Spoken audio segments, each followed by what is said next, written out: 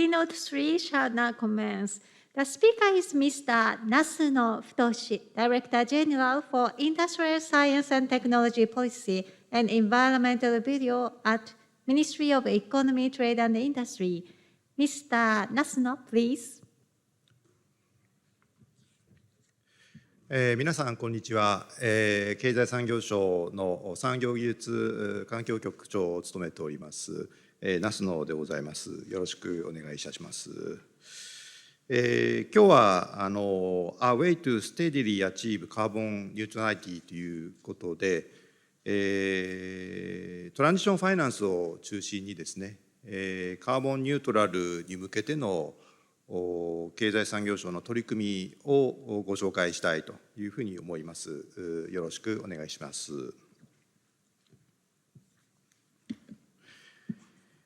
パリ協定の中で、今世紀後半の人為的な排出と吸収を今世紀後半までにバランスさせようという2度目標ございます。さらに 1.5 度を目指す努力をしようということが国際的に約束されております。これを実現するためにはさまざまな分野で莫大な投資が必要になります。例えばサステナブル投資ということで、この左下のグラフに出ておりますけれども、ESG 投資についての関心、非常に高まっております。2020年には 35.3 兆ドルというところまで拡大しておりますが、まだまだこれでは足りないということでございます。グリーンボンドということで、気候変動に限って対応する資金調達、こういうものもございますけれども、2699億ドルですか、2020年には来ております。ただこのグリーンボンドといったものも実はこのエネルギー分野、こういったものが中心、エネルギー分野や建物、こういったものが中心でございまして、産業分野、鉄鋼であるとかセメントであるとか化学であるとか、こういった分野は多排出産業ではあるわけですけども、グリーンボンドの中ではですね、わずか0.4% に過ぎないということで、こういった分野への投資というのは明らかに不足しているわけでございます。こういったパリ協定のゴールを目指す中ではですね、再生可能エネルギー、もちろんこれも重要でございますけれども、これだけでは明らかに不十分ということで、着実な低酸素化を図るにはトランジション、移行過程のファイナンスをしっかりすることが必要であります。移行過程の資金供給をしっかりしなければ、カーボンニュートラルに向けてのですね、研究開発もできませんし、あるいは設備投資、こういったものの原資を稼ぐこともできないというわけでございます。そういった観点で、すべての企業が一足飛びにですね、排出ゼロというわけではなくてですね、その過程のプロセスをですね、しっかり後押しすると、こういうことが重要だというふうに考えております。そこで私どもとしては、移行のトランジションピリオドに焦点を当てて、そこのトランジションピリオドに対してしっかり資金供給をしていくというトランジションファイナンスという概念をですね、提案させていただいて、推進しております。昨年12月に国際資本市場協会の国際原則ハンドブックございますけれども、これに基づきまして経済産業省と金融庁と環境省の共同でベーシックガイドラインということでトランジションボンドやトランジションローンとネーミングして、ファイナンスをするための基本指針を、今年5月に策定しております。で、これを受けまして、さらに、業種ごとにですね、分野別にですね、トランジションの適格性というのを判断するために、分野別のロードマップも策定をしているというところでございます。このベーシックガイドラインの内容でございますけれども、トランジションボンドなどとラベリングしてですね、金融商品にするために考慮すべきですね、基本的な考え方を手引きとして取りまとめております。で、その中では、単に資金使途がどうであるかというような、使い道の適格性だけに着目するのではなくて、脱炭素に向けた企業のトランジション戦略、全体のトランジション戦略、こういったものが重要だということを明記しております。また、この脱炭素に向けたトラジェクトリー経路がですね、科学的な根拠に基づいたサイエンスベースドなものであるかということを示すという必要があるということも提示させていただいているということでございます。具体的な分野ごとのロードマップの対象でございますけれども、まず一つに CO2 の多排出の産業であるということ、もう一つは CO2 ゼロのための代替手段がですね、現時点では技術的にあるいは経済的に利用可能ではなくて、こういったトランジションピリオドの資金供給が重要性が高い必要であるということで分野を選定しております。今年度経済産業省ではここの左側のグラフにございます通り、多排出産業であるところの鉄鋼化学セメント紙パ電力ガス石油の7分野で策定をする予定で作業をしております。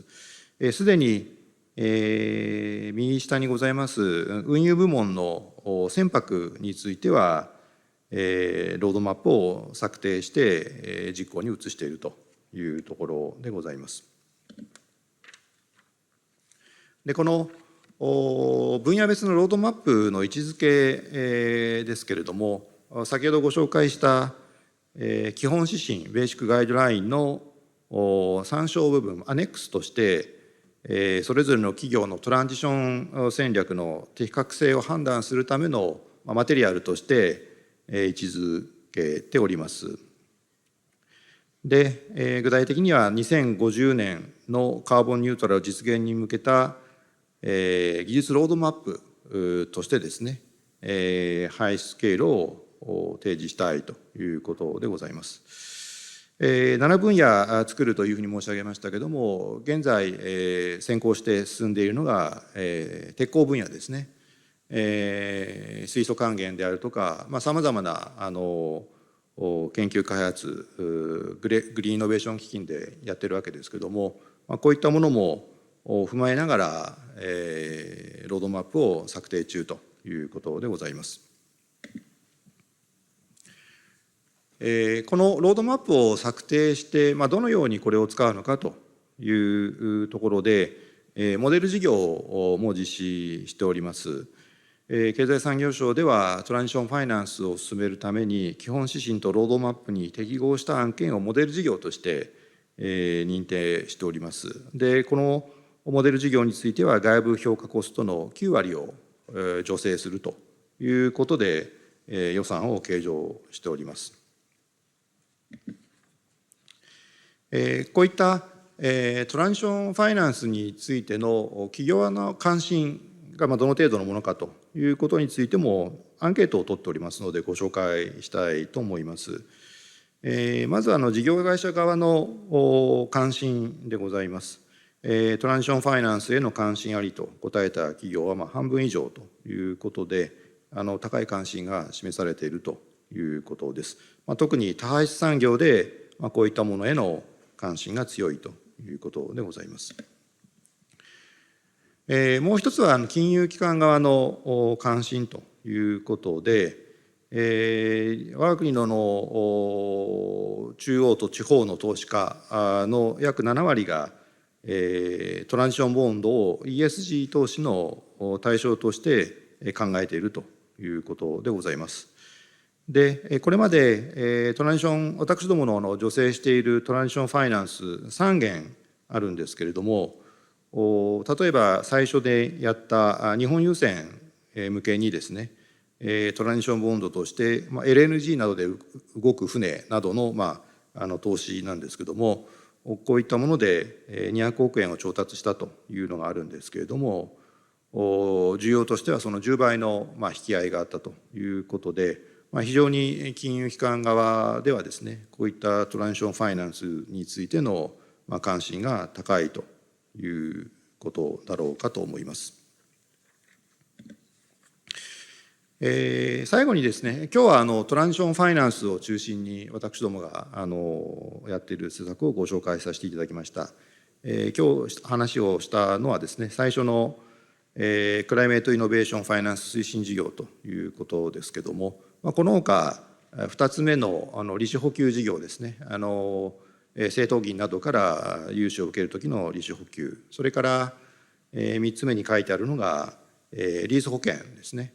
中小企業が中心かもしれませんが、リースで設備を揃える場合の保険ですね、これによってコストを低くするであるとか、あるいは4つ目に2兆円のグリーンイノベーション基金として鉄鋼であるとか、あるいは水素サプライチェーンであるとか、そういったもののプロジェクトについての補助、グラントを出しているということでございます。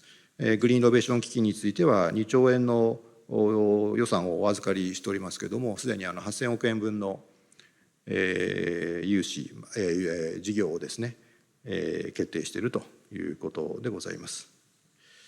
以上ですね、トランジションファイナンスを中心に私どもがカーボンニュートラルを実現するためのですね金融分野の取り組みというのをご紹介させていただきました。ご清聴ありがとうございました。Thank you very much, Mr. Nasuno. Thank you for your speech. Now we would like to move on to panel discussion 3, TCFD Disclosures and Transition Strategy. The facilitator of this session is Professor Ito Kunio, Chair of the TCFD Consortium and Director of Hitotsubashi CFO Education and Research Center. Now I would like to pass the facilitation to Professor Ito. Professor Ito, please. Thank you for joining us. I'm Kunio Ito. I'm going to be your facilitator of this panel. First of all, I'd like to talk about the purpose of this panel discussion. As you know, in order to achieve carbon neutrality, companies should make efforts to improve the level of the TCFD disclosure. In addition, transition through continuous efforts to lower carbonization by using financing, as well as innovation through continuous technological progress are essential. As I mentioned in the opening remarks, Japan has been trying to promote transition finance. The TCFD's proposed guidance also calls for the disclosure of transition plan, which is in line with Japan's transition finance policy. Here at this panel discussion, we would like to talk about how to accelerate transition finance and enhance the quality of TCFD disclosure from both companies' perspectives and investors' perspectives in terms of what's going on globally, including Japan. Let me briefly introduce the members who joined the panel discussion. From the right hand for audience, hire Parker TCFD Secretariat Support, Engagement Manager, Climate Sustainability, Oliver Wyman.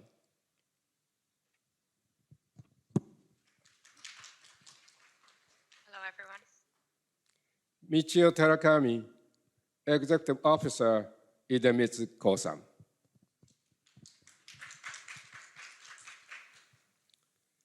Nicholas Puff, Head of Sustainable Finance, ICMA, the International Capital Market Association. Thank you for joining us. Good afternoon, everyone. Reiko Hayashi, Director and Deputy President, BOL Securities. Sergio Molisani, Finance, Insurance, Tax Director, and Senior Vice President, International Assets, SNAM. Good afternoon to everybody. Thank you for joining us. Before starting the discussion, let me introduce myself and briefly explain about the TCFD consortium in Japan. I've been the chair of the TCFD consortium in Japan since 2019. And I also have chaired the task force on preparation of the environment for transition finance. The task force has issued the basic guideline on transition finance this May. Transition finance no tame no kihon shishin in Japanese. As you know, the TCFD consortium is managed through cooperation by the financial, business, and governmental sectors. It has played an important role in the development of TCFD in Japan and has attracted international attention. It is a great pleasure TCFD consortium released Green Investment Guidance 2.0 today. The first version was released at the first TCFD Summit 2 years ago, which has been utilized by many financial institutions, both domestic and abroad. And at the second TCFD Summit last year, the consortium released TCFD Guidance 2.0. Okay, let's get it started. First, I'd like to ask Paga-san of TCFD Secretariat.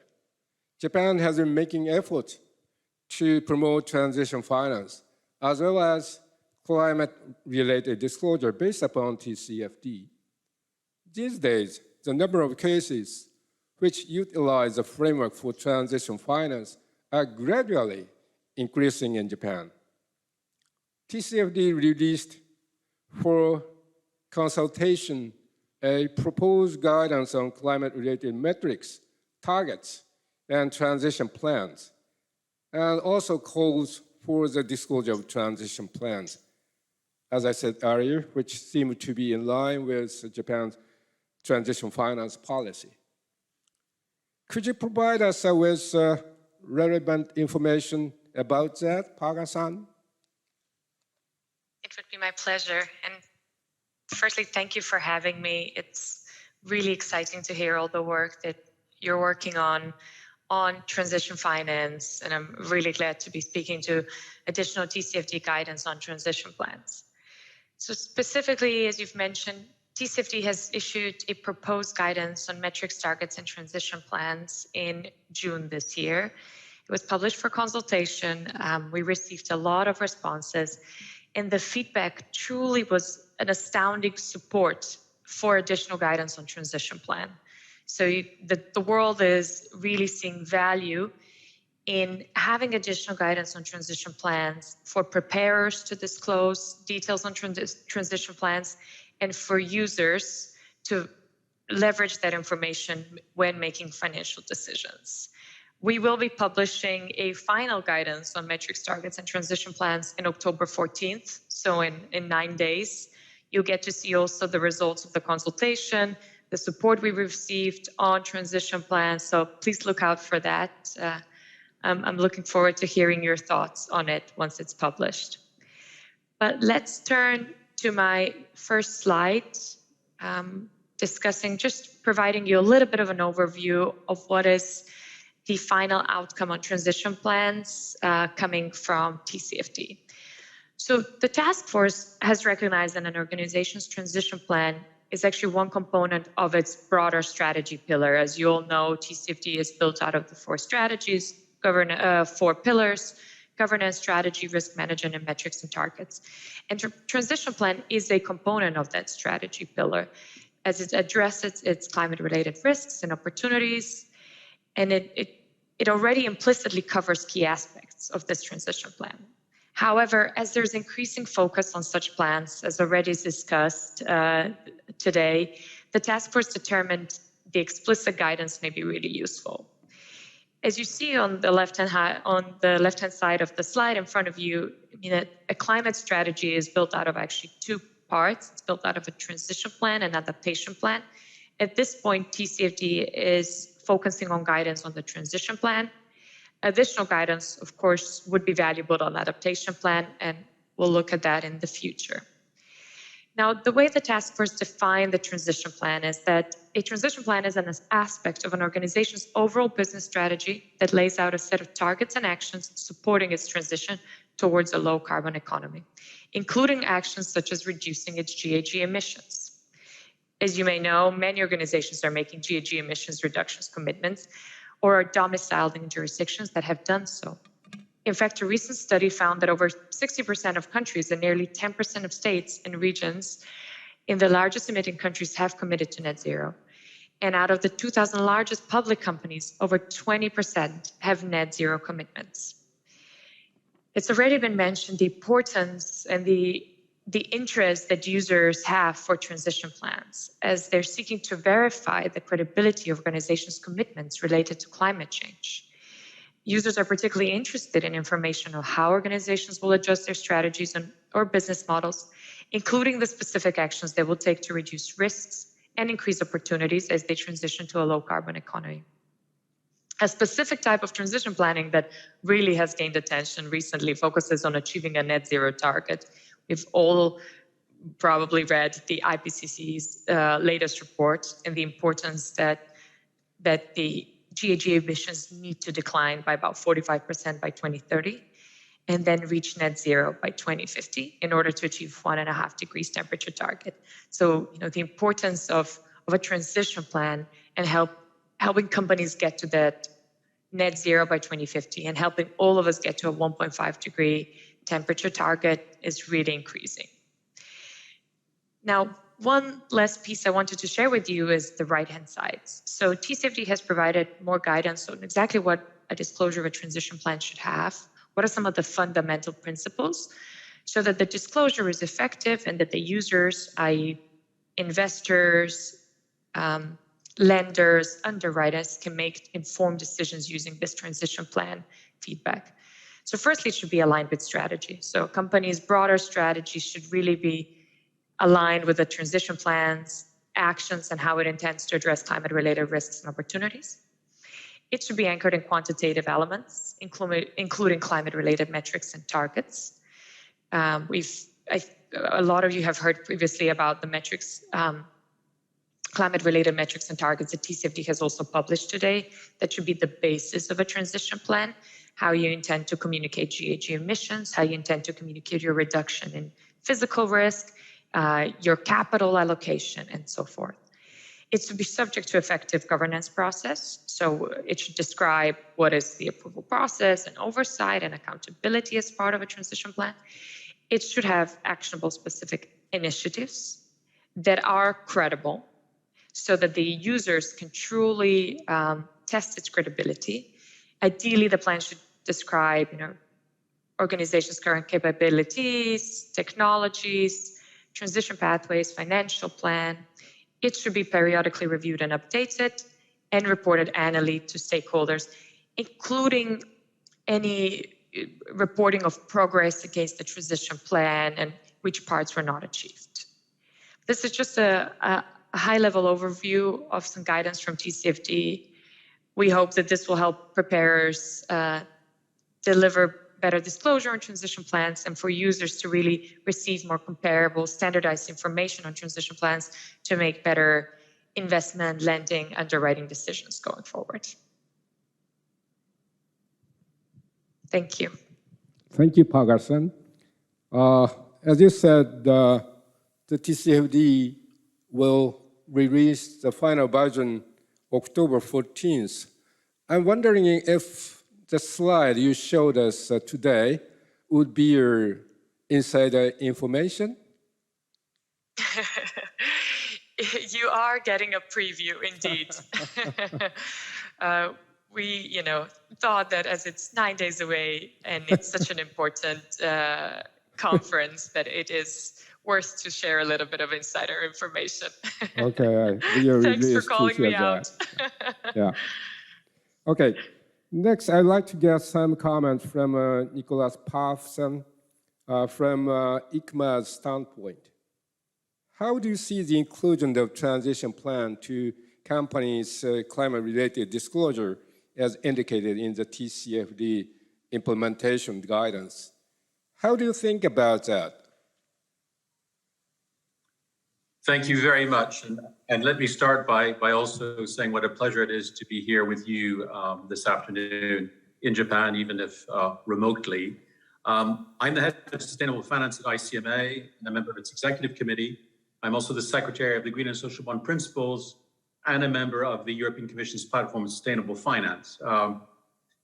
Coming to your question, I think the inclusion by the TCFD of a transition plan alongside an adaptation plan as part of a company's overarching strategy to address climate risks and opportunities is a key development. This is very important. I'm especially enthusiastic about the emphasis on target setting for scope 1, 2, and 3 emissions with a possible reference to a 2050 net zero objective. This target setting approach is highly compatible with the one at the product level, the financial instrument level, that we've been developing over the last 18 months with the executive committee of the Green and Social Bond Principles. Indeed, we have identified sustainability-linked bonds, a product that, for which we've released guidance almost a year and a half ago, that this instrument, the sustainability-linked bonds, that tracks organization-level commitments of issuers, is especially relevant to finance transition targets. Based on key performance indicators and sustainability performance targets, sustainability-linked bonds can be indeed designed explicitly to finance an organization's transition plan as defined by the TCFD. This is something I'd like to come back to later in the panel. As an additional remark, I noted that the TCFD's recommendations for a parallel adaptation plan remain pending. This is also clearly a priority with the acceleration of extreme weather and climate-related disasters, such as flooding and forest fires that we've all been able to witness in 2021. Thank you. Thank you, Pagar-san. Sorry. Thank you, Puff-san. So let's move on to the perspective of companies who disclose climate-related information as well as transition finance. In this respect, first I'd like to ask Sergio Molisani-san, could you talk about company TCFD disclosure efforts in general and the importance and challenges of disclosing their transition plans? What do you see are the issues to be addressed in articulating between TCFD disclosure and making transition plans? Go ahead, please. Yes, can you hear me? Sure, definitely. Okay. Yeah. Fine, thanks. Good afternoon to everybody. First of all, thanks for inviting us to this event, allowing ourselves to share with you our experience in the sustainable finance space first. But secondly, and more importantly, probably offering us a tangible evidence that there is growing awareness in the market that we need concrete and tangible action to make the decarbonization a credible target and not only a long-term dreams. Let me take just 10 seconds to introduce SNAM. SNAM is the largest European infrastructure player with a market cap in excess of 15 billion euros and a regulated asset base in excess of 20 billion euro. Our environmentally and technologically advanced network, which is connected to all the other European backbones, and with the 9 entry points, the largest number in Europe, guarantees the security of supply and is a key enabler of the transition in Italy and in Europe. For a company such as SNAM, having, as mentioned before, an asset base in excess of 20 billion euro, the gross debt in excess of 15 billion euro, investing 1.5 billion euro per year with the economical life of the assets of 40 to 50 years, and pointing to net carbon zero in 2040, the alignment between the corporate and the financial strategy is not a nice to have. It's not an option, it's a must to have. And this is confirmed by the fact that we are a purpose-driven company. Last year, the new purpose, energy to inspire the world, has been introduced in the company by law, just to testify our commitment to climate change. But back to your question, for a company such as SNAM, having an ample access at reasonable cost to the financial market is crucial to sustain our long-term growth. And as a result, also the financial disclosure is a key game changer. In this regard, I think that the well-testing of our commitment to the climate change is the wide variety of reports we produce in order to give timely and an in-depth view of our activities, our performance, our objective in the climate change space. And the transparency has been rewarded by the top quartile ESG ratings we have in the industry. Our first sustainability report is back to 2006, and in 2018 we adhered to the TCFD, and it is the 2020 represented the third year in a row of the publication of the document Financial Disclosure on Climate Change 2020. Of course, a good disclosure is the fruit of good, ambitious, and transparent targets of the company. As mentioned before, SNAM is targeting that net zero by 2040. That is the most ambitious target in the industry and is 10 years in advance the European target. We have intermediate targets in 2030 for Scope 1 and Scope 2, minus 50% in line with the Paris Agreement. And last but not least, we are planning in the short term to publish also Scope 3 target, as mentioned by Nicolas. The last few numbers in our CapEx plan. We have a CapEx 4-year CapEx plan of 7.4 billion euro, 1 billion higher than the previous plan.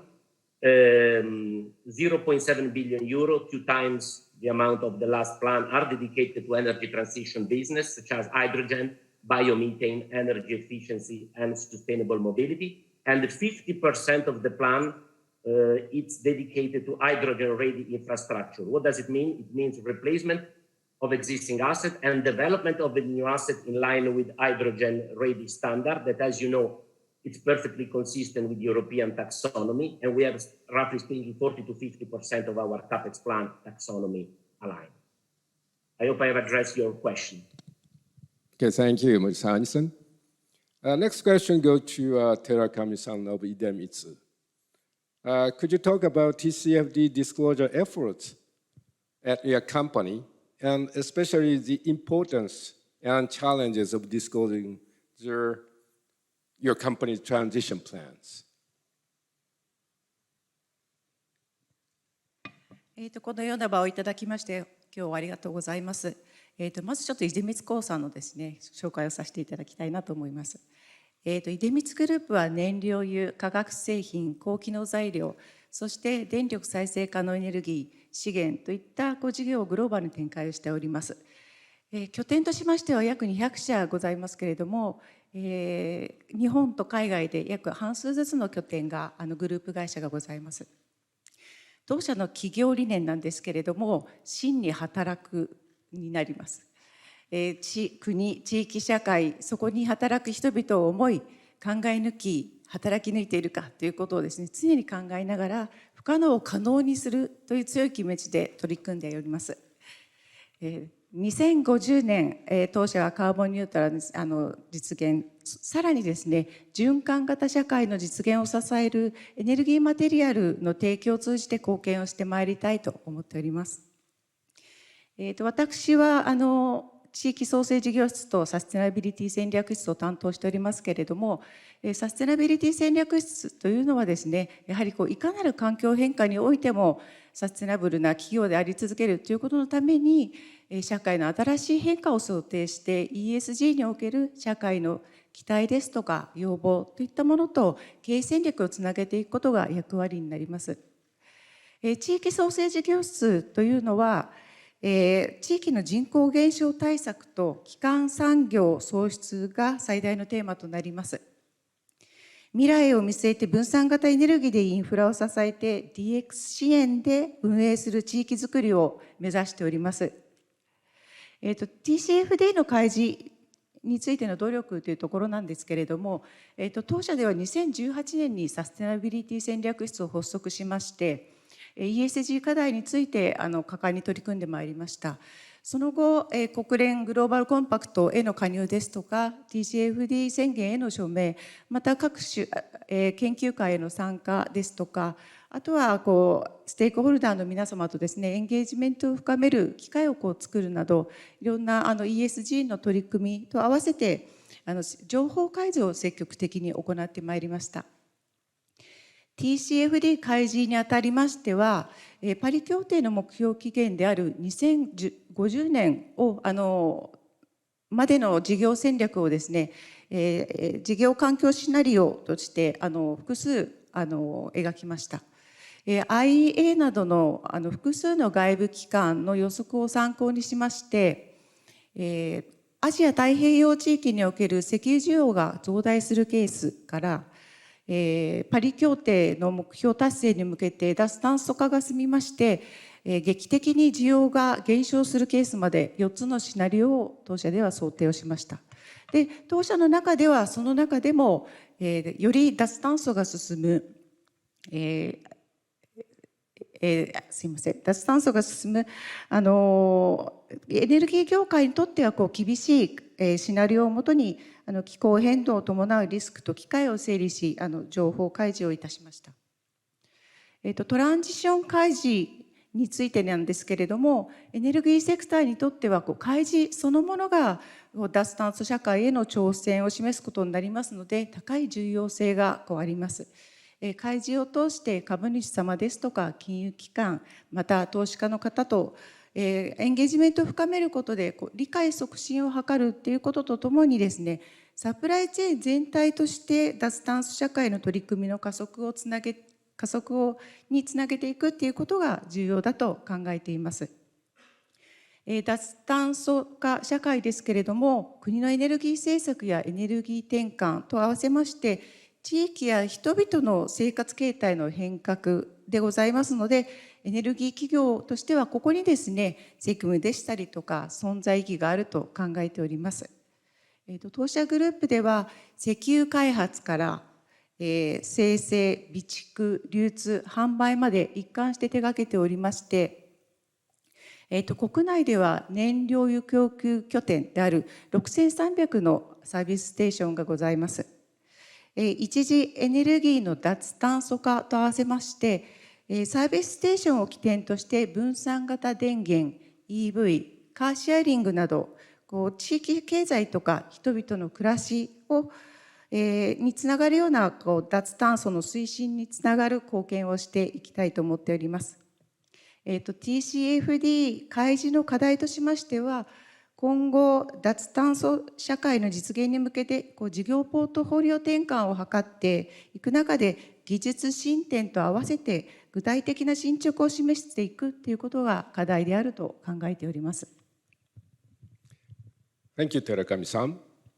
I'd like to ask Hayashi-san next. Needless to say, disclosure is particularly important for manufacturing energy companies that need to make transitions. I have two questions. First, how do financial institutions support and coordinate those companies? And second, how do you see the financing environment of manufacturing and energy companies and the relationship between TCFD disclosure and financing environment? Go ahead, please, Hayes-san. Thank you very much, Mr. Ito. And then again, thank you very much for having me today. I'm very honored to be here. My name is Reiko Hayashi. Please let me have a brief introduction myself.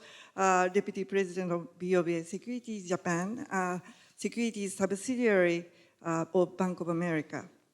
I have been in capital markets for more than 30 years from now, and then I've been in charge of ESG in the past 7 years.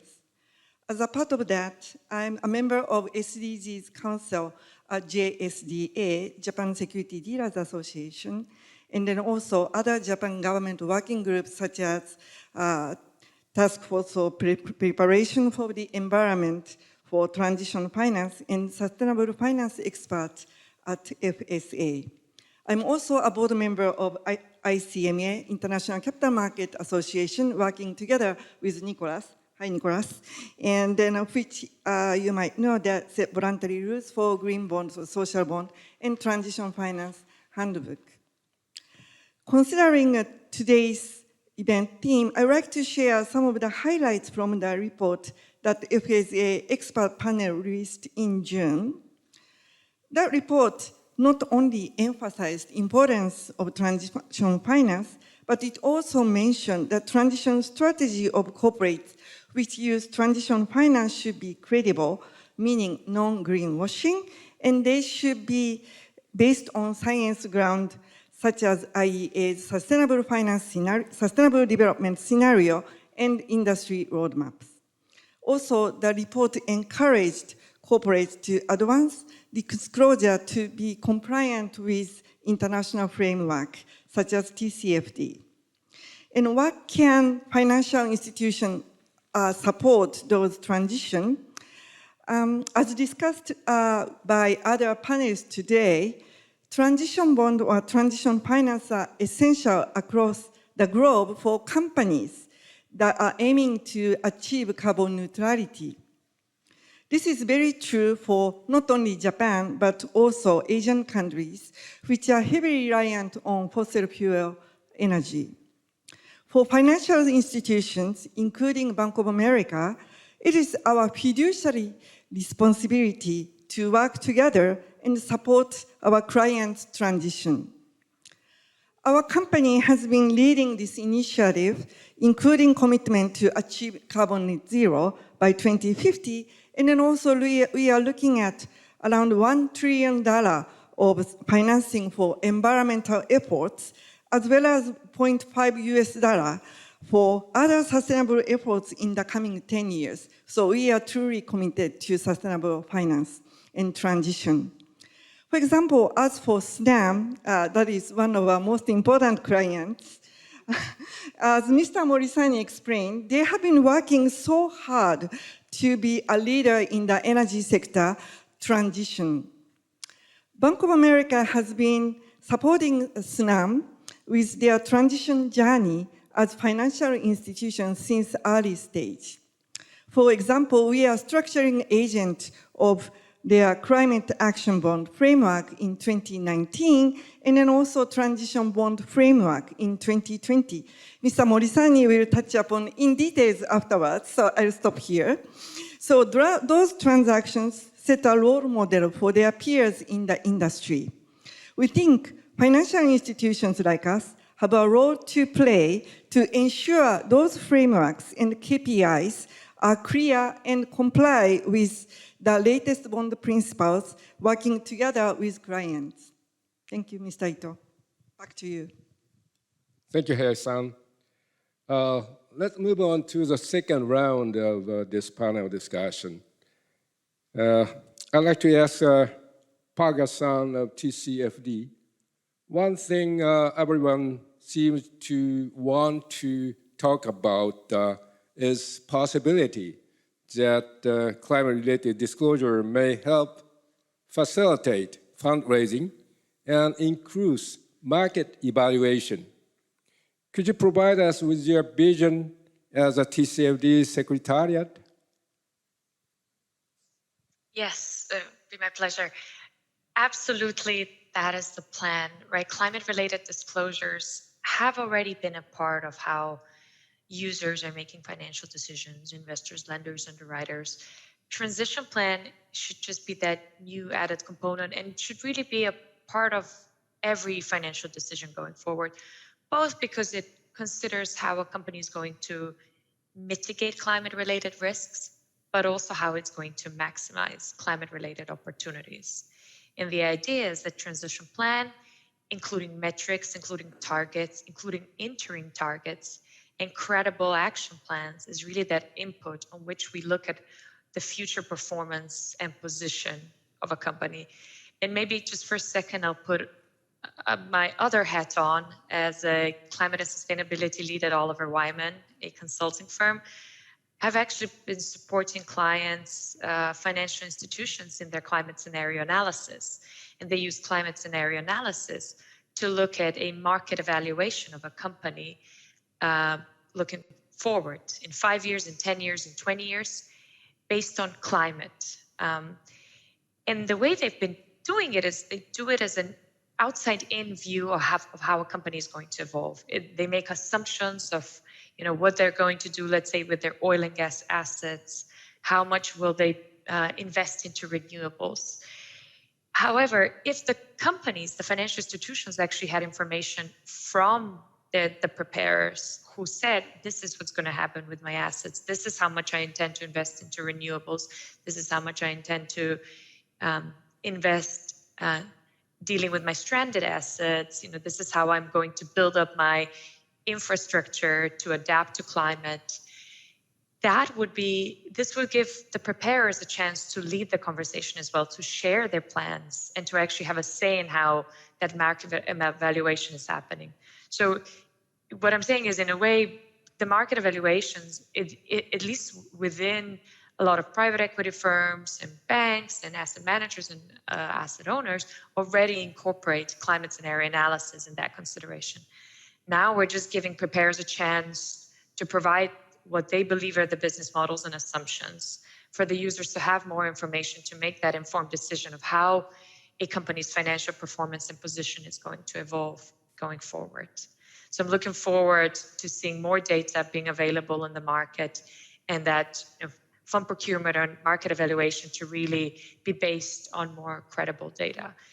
And another piece that we've been supporting our clients with is especially that conversation they have with the investors and lenders when they're procuring funds, because the cost of funds, for example, really varies nowadays based on what your climate outlook is. So banks are already considering how the preferential terms they offer based on your transition plan.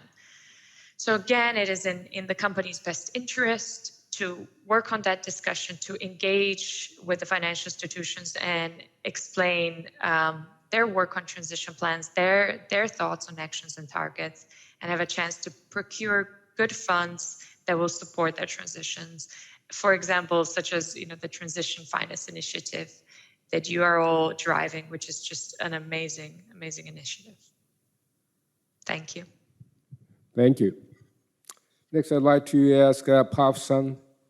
ICMA is among the first to establish a framework for transition by issuing the handbook. Could you talk about the background of formulating the Transition Finance Handbook and current transition bond market? Could you Could you also tell us about ICMA's future initiatives for transition bonds? Go ahead, please. Yes, thank you. And sorry for jumping the gun a little bit there. Yes, it's been about a year since the release of the Climate Transition Finance Handbook that was published in December 2020. Firstly, I'd like to say that we're very honored that the Japanese authorities have used the Climate Transition Finance Handbook of ICMA as a key reference for their recommendations regarding transition finance. The handbook is an initiative that was developed with the Executive Committee of the Green and Social Bond Principles in the context of a market environment where there was increasing debate about how to integrate more explicitly transition themes in the sustainable bond market in the context of a debate about the need for so-called transition bonds. It remains often misunderstood that our answer was not to define transition bonds as a new financial instrument. What we did was to provide guidance on how transition themes could be integrated into existing sustainable finance products, such as green bonds and sustainability-linked bonds that I referred to earlier. So to summarize, we do not see transition as a new product, but rather as a strategy and a process that can be substantiated and disclosed by organizations issuing in the sustainable finance market. Now, regarding the transition finance market today, in line with our recommendations, there is not a significant market for transitions bonds that labeled as such, but an increasing proportion of sustainable bonds have climate transition features. We note, for example, the growing success of sustainability-linked bonds, where international issuance to date exceeds $80 billion US. This is great progress for a product for which guidance was only published 14 months ago. Importantly, by our estimate, 80% of these bonds have climate-related targets. However, it is still early days regarding explicit alignment with the CTF handbook as such. Concerning future plans, we are getting a great deal of market feedback on the handbook, and we'll be deciding in the coming months with the Executive Committee of the Green and Social Bond Principles whether updates are required. To conclude, and as mentioned earlier, the implementation of the TCFD's transition plan recommendations is likely to be supported by sustainable finance instruments such as sustainability-linked bonds. This will create, with the existing CTF handbook, fertile ground for further positive developments in the transition finance space. Thank you. Thank you. SNAM is a famous energy infrastructure company and one of the largest capital market. I'm sure SNAM is a pioneer in issuing transition bonds. Morisani-san, could you talk about your experience in terms of the difficulties or consequences in issuing transition bonds? And do you see what kind of synergetic effects between disclosure and fundraising? Go ahead, please. Yes, thank you very much. As mentioned before, for a company such as SNAM, having a regulated asset base in excess of 20 billion euro, gross debt of more than 15 billion euro, and an annual rollover on the debt capital market of something like 2 billion euro per year, having the possibility to have an easy access to the debt capital market at a reasonable cost is not, let's say, is crucial not to sustain our long-term growth plan. This factor, coupled with the acceleration of the transition and decarbonization trends, suggested us in 2018 to access the sustainable finance space. The first step was not on the debt capital market, but was on the banking segment, when we executed a 3.2 billion euro KPI-linked loan, that is the forerunner of today SLB bond, where there is a bonus-malus mechanism, where the margin steps up or steps down, depending on the capability of the company to achieve a certain environmental target, such as the reduction of methane leakage and the CO2 emission. This was the third largest loan of this type in the world and the first executed by a utility, and was scrutinized by more than 20 banks, including Bank of America Merrill Lynch. But the next question was how to approach the debt capital market. That remains our key source of funding, represents something like 3/4 of our total debt. At that time, the initial stage of our journey, the obvious answer was a use of proceed-based instrument with an independent second-party opinion provider and an annual reporting on the progress and impact of our investment and of our action. We genuinely thought at that time that this would have been the best option for a non-pure green company to attract ESG investors, sweeping away any greenwashing potential misperception, while betting on transparency and the possibility to build up a long-lasting relationship with the financial community, building up a track record of credibility in our commitment and delivery capabilities. So the first move, as mentioned before, was our 0.5 billion euro climate action bond executed in early 2019. This was the second ever of its kind in the world. And we share with the financial community an underlying basket of circa 0.6 billion euro, most of which 60% were represented by carbon and emission reduction projects. So the main aim of this investment was twofold. The first one, reducing the environmental impact of our core business. And secondly, passing the message to the market that gas was already and is already a viable solution to displace coal and diesel in power generation and transport, respectively, thus achieving the first tangible sign of decarbonization. But the most important underlying message we send to the market is that even a non-pure green company can activate all the levers under its control in order to make its business more environmental friendly. And we believe that every investor should support company embracing the decarbonization challenge, giving them the benefit of the doubt. As Bank of America knows, because they were the structurer of this first bond, we met more than 100 investors before the transaction. And in spite of some initial skepticism and reluctance from investors, we were able to print a bond which was 3 times oversubscribed with a negative new issue premium and 1/4 of the book coming from ESG investors. However, taking into account this skepticism, we decided to spend most of our times in the following met on the street, attending roadshow, video conference, in a seamless effort to, let's say, educate to some extent the DCM investors, putting them in the best condition to properly assess our strategy and our actions. And I believe that the fruits of this incredible effort paid off in mid-2020 when we decided to publish a new framework for the transition bond framework and moving the product from climate action bond to transition bond. We stressed 3 main points. First, the more challenging targets in terms of emission reduction commented before. Secondly, the growing role of green gases, biomethane and hydrogen in particular. And last but not least, the potential of the gas infrastructure to support green gases development, reducing the time to market and improving the economics. In this regard, we share with the financial community a basket of investments of around 2.5 billion euro, most of which were taxonomy compliant investment aimed at replacing and creating new assets with hydrogen standards.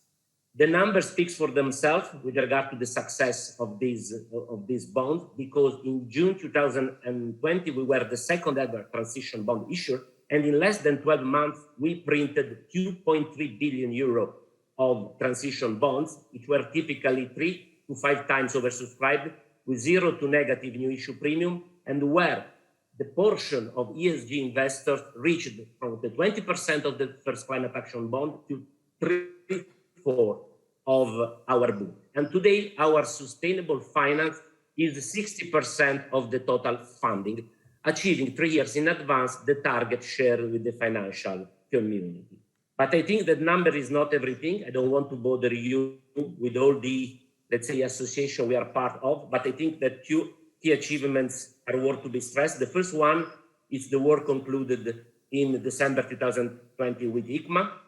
Patrick has already commented on this. And the second one is the Environmental Finance Award to SNAM for innovation to its transition framework in April 2021. We continue to produce a tremendous effort in terms of education and interaction with investors, because we believe that these efforts of education, standardization, and working together with our corporate investors, banks, rating agency to implement this sustainable finance would pay off in the medium to longer term. As a potential next steps, the last 30 seconds of my intervention, but I think that Nicolas offered an incredible bridge to this consideration. As mentioned before, we believe that at the beginning of our journey, the transition bond was the best option for a non-pure green company for the reason mentioned before. Today, we believe two new opportunities. The first one is the taxonomy. As mentioned before, 40 to 50% of our investment are taxonomy compliant. So we believe that it's not unrealistic to think about a use of proceeds based taxonomy aligned green bond for companies such as NAM, or on the other hand, following the general corporate purpose space, which is the sustainable linked bond that, as mentioned before, it's the second steps of the KPI-based loan we executed in 2018, because we believe that today the market is more ready, is more educated, is more used to assess the action and the strategy of non-pure green companies, as demonstrated by the success of some recent transaction coming from, just to do some example, ENI or Repsol in the oil and gas spaces, where in the past the use of proceeds requirement for this company was not negotiable for investors in the past. So we believe in a nutshell that today the market has understood that every company embracing the decarbonization challenge should have the opportunity to find the finance to support this action and should have the benefit of the doubt. Thank you. Hayashi-san, as you said earlier, SNAM is your company's client. So there are many, many things to talk about SNAM, but I'd like to ask you a different question. You have been involved in developing Japan's basic principle for transition finance, transition financeのための基本指針 at the task force where I chaired. How do you expect the future of transition finance in Japan as well as abroad? And how do you see the development of so-called roadmaps as well as the creation of model projects that Nasuno-san already referred to in his presentation? Go ahead, please. Thank you. As said, transition finance is essential for Japanese corporate because there are many industries which are heavily reliant on fossil fuel and they need to be decarbonized. As Mr. Nasuno mentioned, there are a lot of interest in the industry, not only corporate but also financial industries. And then through the process of preparing Kihon Shishin or climate transition finance handbook, basic guidelines, but that handbook, I have been getting a lot of inquiries from issuer clients, potential issuers, and then also as well as investor clients on transition finance. I have been asked so many questions. What's the difference between transition finance, transition bond, green bond, and so on? And then they are so interested. And then also how issuer can describe their transition pathway to decarbonization and so on. We may need more time to see more issuers or to see more issuers and investors in this space to participate in, but I'm sure that the market is going to grow further. When we see more best-in-class precedents such as SNAM or some other Japanese corporates already, then we will see more issuers and more investors to be involved. And then also the roadmaps or model project that will help Japanese issuers and investors to understand further what transition finance is. So, and then also TCFD transition on October 14th will be also a great help. Thank you. Thank you, Hayashi-san. Telecom-san, your company, Idemitsu, is, of course, in the energy sector. It's needless to say your company has been tackling the challenges of energy transformation, as you said earlier. So could you tell us about your company's transition plan and financing in the near future?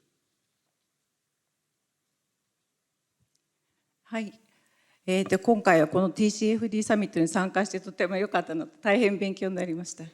生かしていきたいと思います。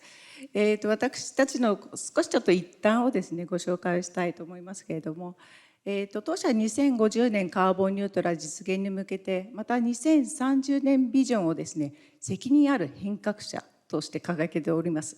で、事業活動を通じてカーボンニュートラルですとか、循環型社会へのエネルギーマテリアルトランジションを進めることで、地球と暮らしを守る責任を果たしていきたいと考えております。で、このビジョンをもとに国をはじめ多くのステークホルダーとともにこの課題に挑戦をしていきたいと考えています。例えばこの日本の一エネルギーセクターとしてですけれども、当社のトランジション計画の概要を少しご紹介をしたいなと思います。まずは需要が減少する既存石油事業からの事業転換ですねが一つまず挙げられます。はい。ポートフォリオトランスフォーメーション。はい、そうです。はい。で、次にはですね、今度石油会社としての既存のインフラを生かして既存製油所がございますので、そちらをカーボンニュートラルの先進工場として当社ではカーボンニュートラルトランスフォーメーションセンター進化させようとしています。あと3つ目としてはですね、日本のように自然災害が多い国土ですので、当社としては全国6300カ所にサービスステーションございますので、そこを重要なインフラ、生活のインフラとしてですね、地域経済ですとか人々の暮らしを支える拠点となるように進化を図るように今計画をしております。このようなことでですね、これらを社会実装するということを向けてトランジションファイナンスの活用を具体化していきたいと考えています。で、トランジションファイナンスですけれども、こういった一連の戦略を実現するためにはもう重要な資金調達手段だと考えておりまして、ですのでここに強い関心を持っておりますので、今検討を進めているところでございます。ありがとうございます。ありがとうございます。This is the next and maybe your final question to Terakami-san. It's okay? When it comes to the relation between... すいません、ちょっと油断をしました。Terakami-san is relieved and yeah. So, sorry. When it comes to the relation between corporate governance process and decarbonization, could you tell us about your company's governance process or structure at your company toward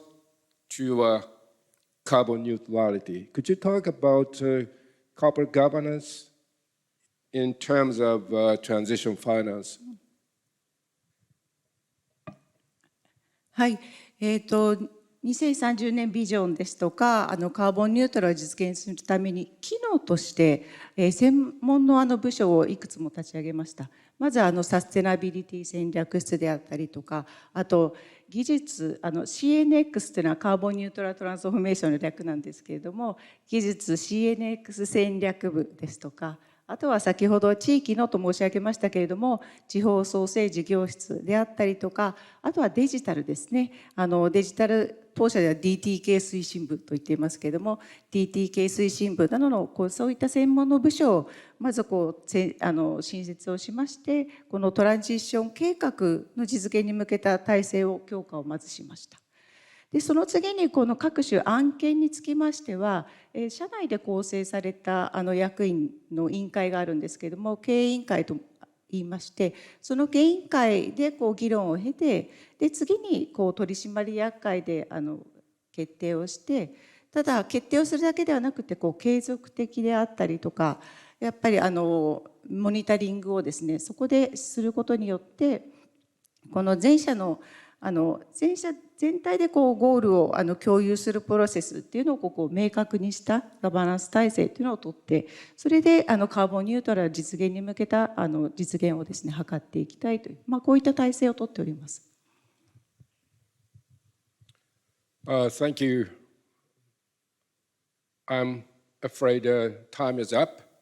So finally, let me wrap up this panel discussion. Of course, we enjoyed today's discussion pretty much in terms of the relationship between TCFD disclosure and transition finance. The bottom line is that transition finance is indispensable to carbon neutrality. And to do it in a successful manner, we should be more informed with TCFD disclosure.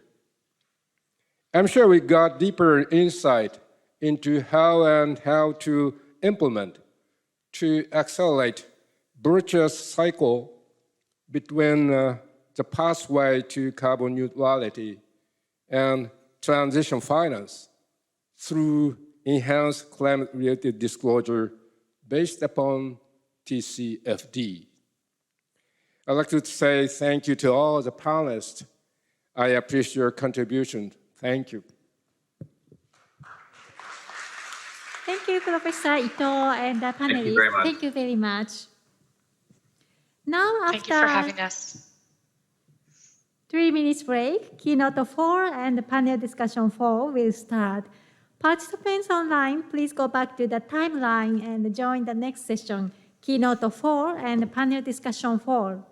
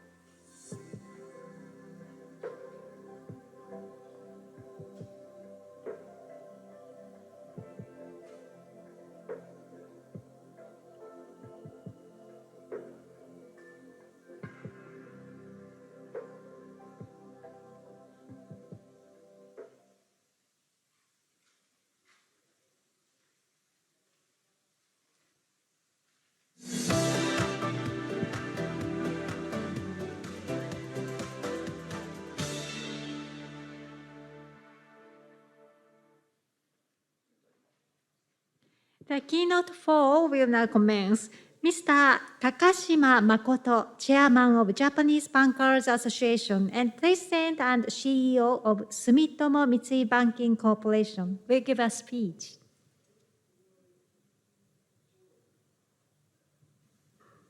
Good afternoon, everyone. My name is Makoto Takashima.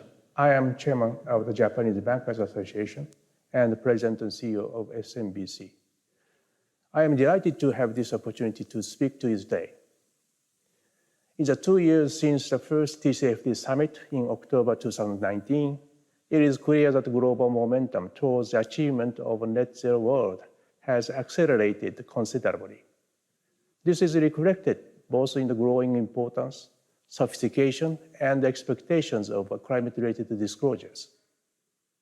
Since its establishment 2 years ago, the TCFD consortium has made a major contribution to the progress of climate-related disclosures.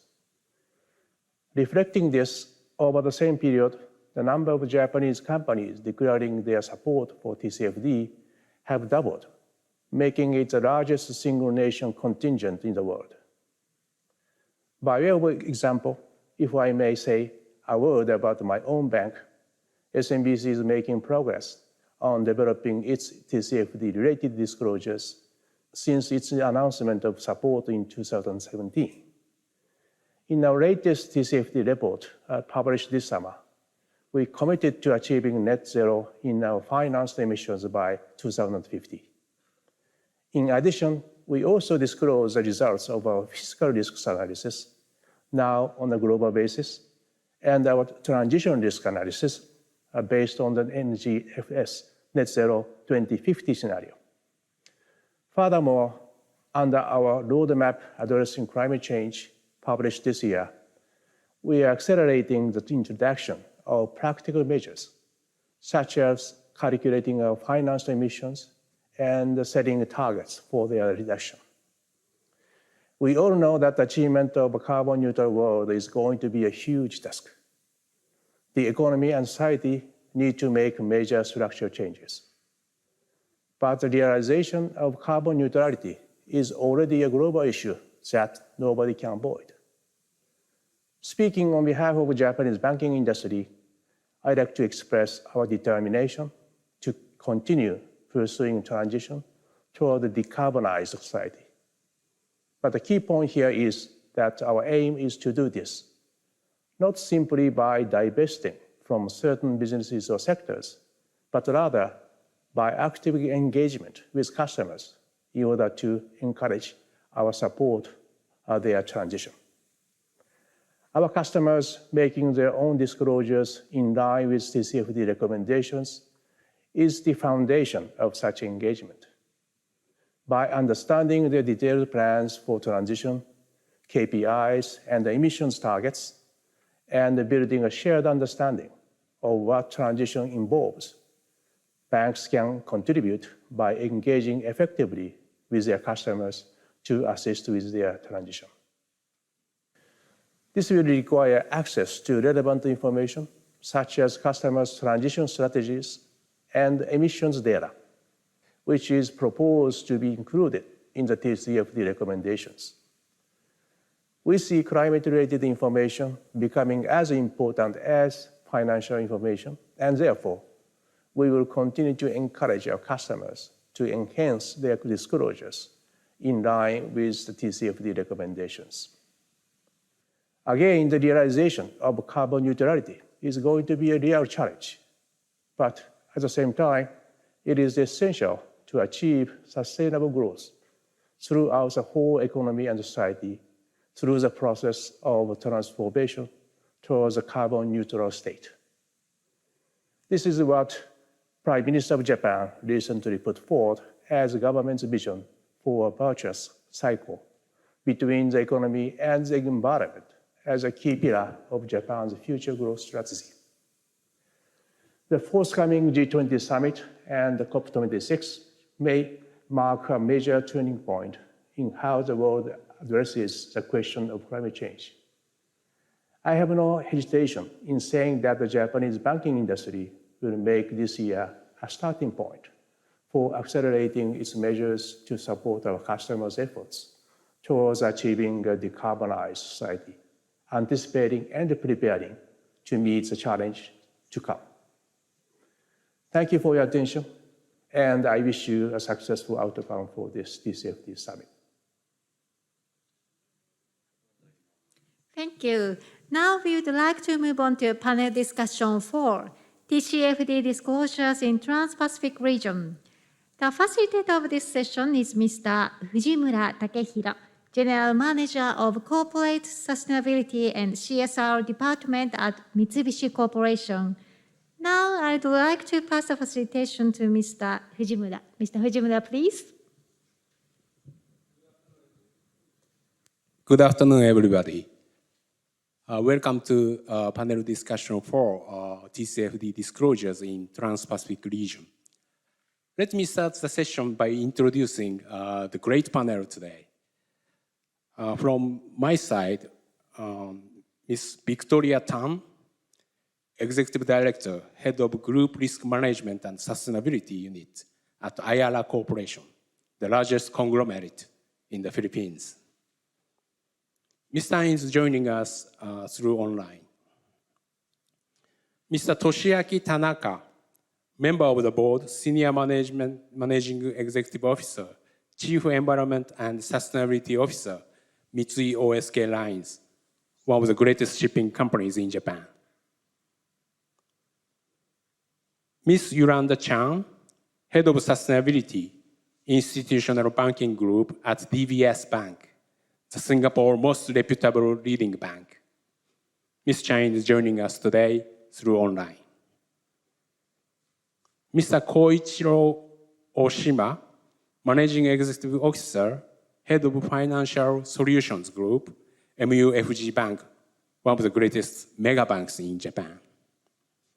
And by the way, I'm Takehiro Fujimura. I'm a General Manager of Corporate Sustainability and CSR Department, Mitsubishi Corporation. I'm a member of TCFD. As such, I have been given this great opportunity to be a facilitator of this great panel. The goal of this session is to see the need and progress of climate-related disclosures in Trans-Pacific region and to see the challenges to further enhance the disclosures in the region and to see if there is any contribution which Japan could make and for other Asian or Trans-Pacific countries to encourage the disclosure. And here's how this panel discussion would work. First, I will go through some introductory slides, very briefly, showing some factual background for the discussion. And then I'd like you to watch the video message from Mr. Juan Carlos Verastejicoitia, Chairman of TCFD Consortium in Mexico. And after that, I ask the panel to go into the discussion. Now, I'd like to explain some introductory slides very briefly. I do not want to spend much time on this so that we can spend more time on the discussion. Please look at the first slide.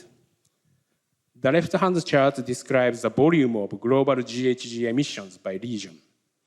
You can see decarbonization in Asia is essential to tackle global climate change. The right-hand chart describes the growth of green finance market in ASEAN countries. You can see the rapid development of sustainable finance in ASEAN countries. The second slide would show you the number of TCFD supporters by region and the recent regulatory development of climate change disclosures in Asia.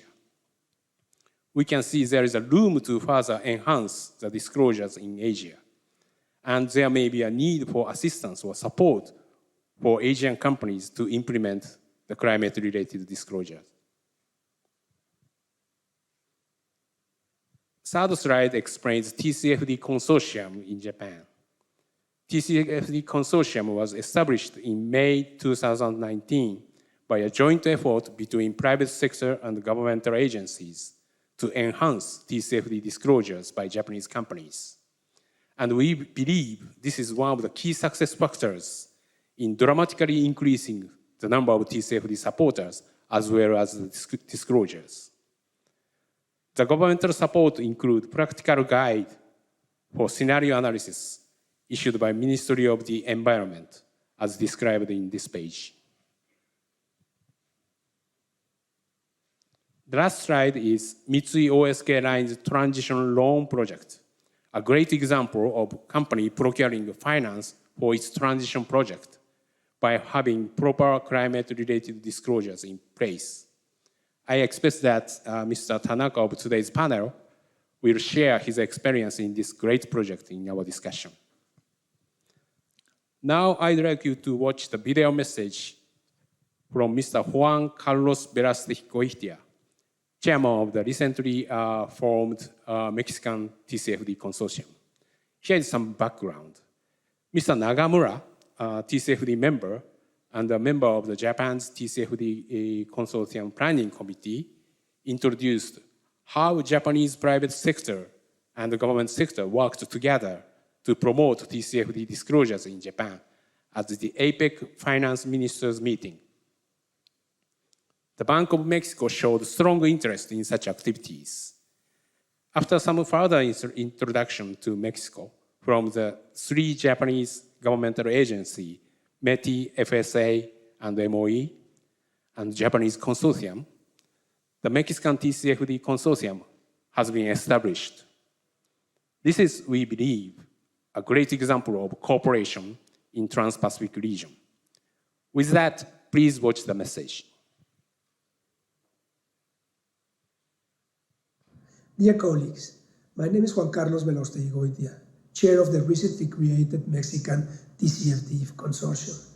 Let me start by thanking the Ministry of Economy, Trade and Industry of the Government of Japan for its kind invitation to deliver this message at the TCFD Summit. Mexico faces considerable physical risks due to climate change for its geographical position in the southern part of the northern hemisphere between two oceans. All reasonable climate change scenarios for our country project increases in the frequency and intensity of hot weather extremes, heavy precipitation, severe droughts, and more intense hurricanes. All of it could have immense economic, social, and environmental implications. At the same time, Mexico has a very open economy with a buoyant export sector. The timely transition to a low-carbon economy and adapting to climate change are enormous challenges that will require a considerable reallocation of financial flows among sectors and regions. This process entails significant risks and opportunities for the Mexican financial sector. These challenges have prompted the country's financial institutions, both public and private, to take important actions, including 1. Actively participating in international fora. For example, in 2014, the Mexican G20 presidency led to the establishment of a climate finance study group within the G20, planting the seed of what later became the Green Finance Study Group and the Sustainable Finance Study Group. As a founding member of the NGFS, Banco de Mexico has been actively promoting the adoption of methodologies that allow the incorporation of climate and ESG risks and opportunities. 2. Developing and implementing of policies and regulations, such as the mandatory requirement for pension funds to explain how they incorporate ESG provisions in their financial decisions. 3. Strengthening sectoral governance. At the heart of the Government of Mexico governance of the Sustainable Finance Agenda is the recently created Sustainable Finance Committee. In June 2020, the Council for the Stability of the Financial System approved the creation of this committee to delve into the topic of sustainable development and its implications for the stability of the Mexican financial system. 4. Developing and applying tools and resources.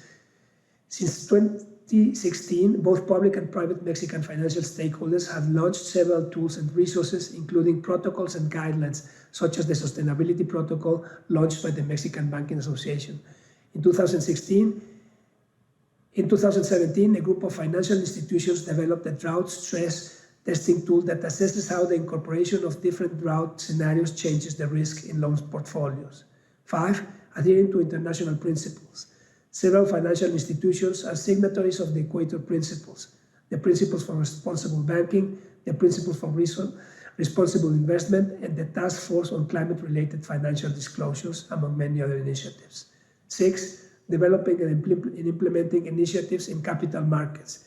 In 2011, the Mexican Stock Exchange launched its first sustainability index, and in 2014, it joined the UN Sustainable Stock Exchanges initiatives.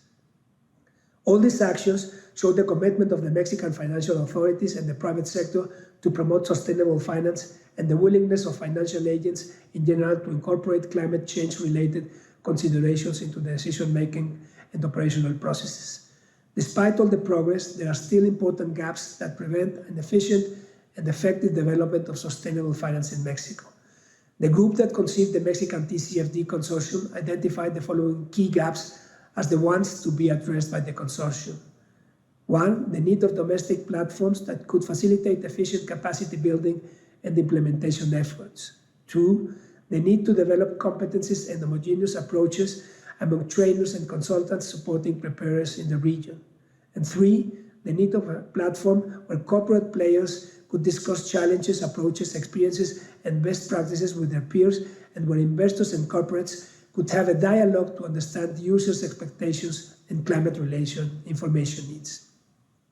The support of the government of Japan has been instrumental for the creation of the Mexican TCFD Consortium.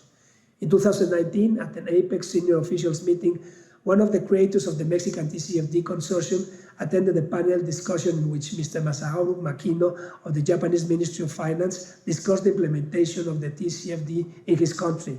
Another opportunity to learn about the Japanese experience took place later that year when Mr. Masaaki Nagamura, who is a member of the TCFD and the steering committee member of the Japanese Consortium, made a presentation on the Japanese Consortium in a seminar on ESG factors in financial markets at an APEC finance ministers meeting.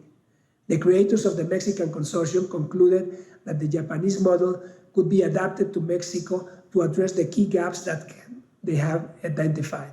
The Japanese government has supported us not only by providing a model, but also by providing guidance and information that help us draft the governance and consortium's bylaws. We are looking forward to continuing this very close cooperation. What is the Mexican TCFD Consortium goal? Where are we now and what are our next steps?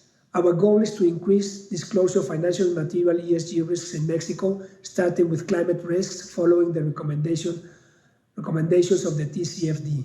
We have finished the design of the consortium and we have produced bylaws and selected the consortium's chair and secretariat members. Last week, we convened a working group that will approve the formal operation of the consortium, define its strategic lines, and plan key activities. We will present the consortium officially in late October or early November, and we will have our first training courses shortly after. With regard to our regional scope, in the beginning, we will focus our activities on Mexico, but in order to learn and discuss best international practices and promote public-private collaboration among jurisdictions, we eventually plan to contribute to the creation and strengthening of consortia in other countries, especially in Latin America. Finally, let me state that we are completely committed to promoting TCFD goals and recommendations, and that we look forward to collaborating with similar organizations to ensure that companies and investors' understanding of the financial implications associated with climate change will grow, empowering the markets to channel investment to sustainable and resilient solutions, opportunities, and business models. Thank you very much. Okay, now let's get into the discussion. Ayala Corporation and Mitsui OSK Lines are both leading companies in terms of climate-related disclosures. I'd like to start the discussion by asking Ms. Tan and Mr. Tanaka about their experience, especially the benefit for their companies in implementing TCFD disclosures. Ms. Tan? Hi, good afternoon, everyone, and thank you for having me. As mentioned previously, I'm Victoria Tan. I'm the Executive Director for Group Risk Management and Sustainability at Ayala Corporation, probably one of the largest and most diversified business conglomerates in the Philippines, with interest in real estate, banking, telecommunications, and power. Also a growing presence in healthcare and logistics. Also investment in water, mobility infrastructure, education, and disruptive technologies, just to give you a sense of how big the group is and how it is challenging for us to do the TCFD adoption. But beside those challenges, we committed to adopt the TCFD framework precisely because beyond compliance, we see that the TCFD framework is an outside-in framework that will help us understand the impact of climate change to our businesses and how are we going to put that or embed that in our strategy and financial planning process, as mentioned by the previous speaker. So this will be a good framework for us to build resilience and to future-proof the organization. Aside from that, I also believe that the framework will guide our innovations and our strategies. It will help us address the risk and explore opportunities. And I think at this point, we want to attract investors because we need that green financing to finance our climate-related initiatives, especially in nature-based solutions. I also believe that the TCFD framework will enhance our brand and will make us more engaged with other stakeholders. We kept hearing that climate change requires a whole of society approach. So it would be beneficial for the government, for the corporates and other actors to actually adopt TCFD. Thank you. Thank you, Ms. Tan. Mr. Tanaka. Hi. This is Tanaka of Mitsuyoshi Lines. Who we are? We are a shipping company and operating 800 ships over the world. And we are emitting 15 million CO2 per year. It's a very large number, large quantity. And since the Kyoto Protocol was agreed, we realized that to reduce CO2 is a very significant issue for our company. And then after the Paris Agreement, we, as management, decided to plan to reduce the CO2 emission.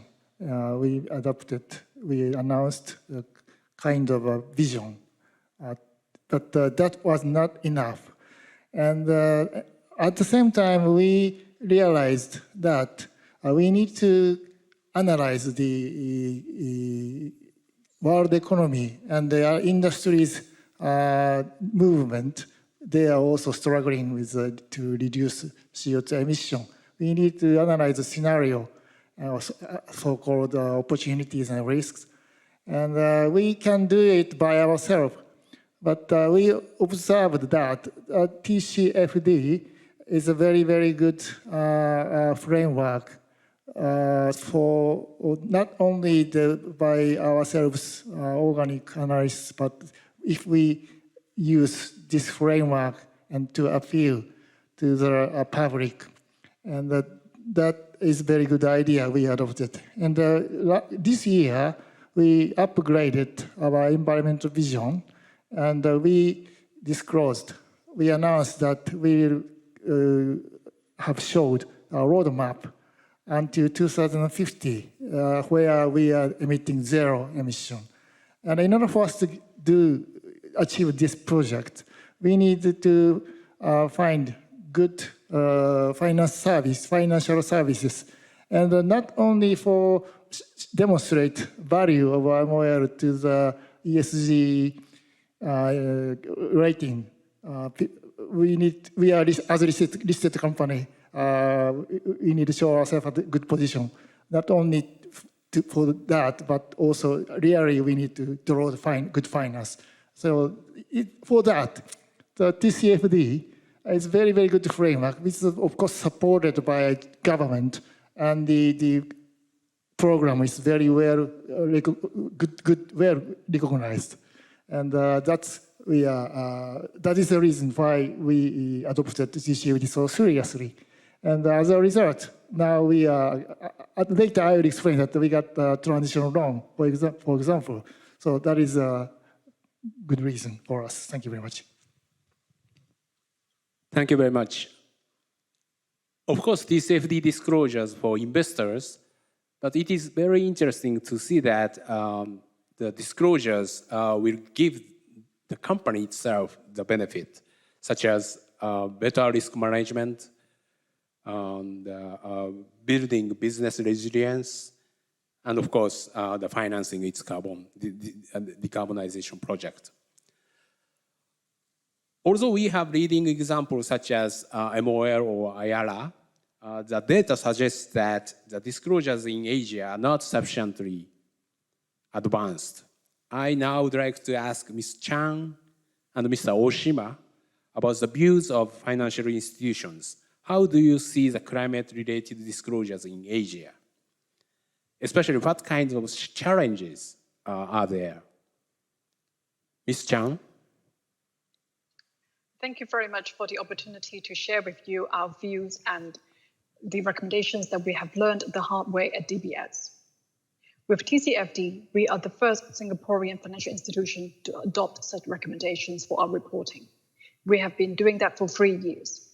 The way that my team is organized at DBS is actually symbolic and mirroring the TCFD purposes, looking at both risks and opportunities. My team is responsible for conducting the environmental social governance due diligence, but at the same time also identifying solutions and providing advisory to companies how they can make a transition into more resource efficient and lower carbon operations. We do see the convergence of risks and opportunities coming together. This is symbolic of our view how to approach TCFD.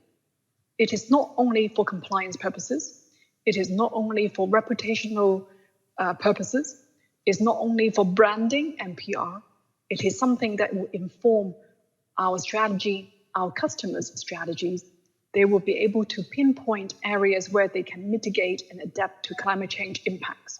So I would really recommend many of the companies in attendance who are still considering TCFD adoption to really approach it with both lenses, risks and opportunities. When it comes to the challenges of reporting against TCFD for a financial institution, the main one is that the bulk of our emissions profile comes from our customers' emissions, the Scope 3 emissions. And if our customers' emissions disclosure is found lacking, the banks would have to make all sorts of imprecise assumptions and use of proxies to estimate their emissions, which is not ideal for risk management. So as a start at DBS, we are now encouraging the customers that we do business with to start measuring their greenhouse gas emissions. And sometimes this will be included as a condition of financing.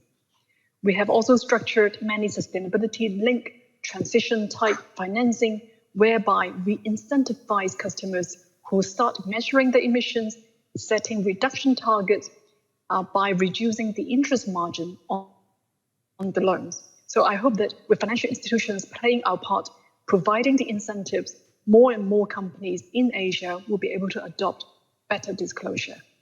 Thank you. Thank you very much. Mr. Oshima, please. Thank you. My name is Koichiro Oshima. I oversee various lending products at MUFG as head of solutions, including various sustainable financing efforts. At MUFG, we signed up for TCFD in 2017, and since then, as the world has developed, we have introduced ideas such as MUFG environmental and social policies, or certain target goals for carbon emissions. Also this year, we have declared carbon neutrality by 2050, probably be the first bank to do so in Japan this year. Now, together with all these efforts, we have been improving our disclosure along the guidance from TCFD, and this has been a great help for us, because I think, in order to explain our efforts, this is a good platform with a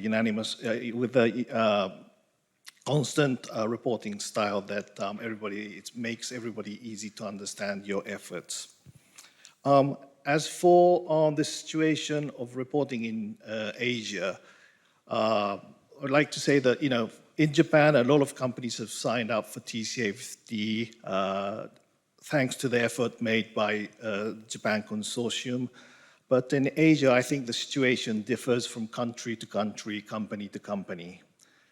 The understanding of reporting is still different, and as the importance for ESG and carbon neutrality develops stronger day by day, I think the importance has to be recognized by these companies as well.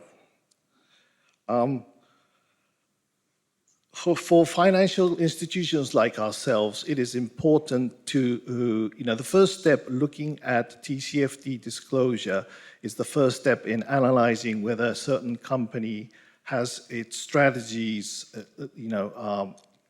aligned with certain goals such as the Paris Agreement or certain national determined goals. So for us, our hope is that a lot of companies will, take up TCFD for their disclosures going forward, which makes it easier for us to, analyze these kind of situations. For us, in Asia especially, with transition being more difficult, probably compared to like Europe and Americas, we believe that transition steps are important, and in order to analyze and understand that direction, I think reporting becomes key in that transition evaluation process. Thank you. Thank you very much. It seems like in emerging markets like Asia, company faces more difficulties to decarbonize its business. And decarbonization in Asia cannot be achieved quickly compared with other regions, such as Europe. So transition is more important in Asia than it is in Europe. And finance for such transition is critical in Asia. Ms. Tan, from your viewpoint, what are the difficulties or challenges for climate-related disclosures? And also, we touched on the transition. Please share with us IRA's transition strategy.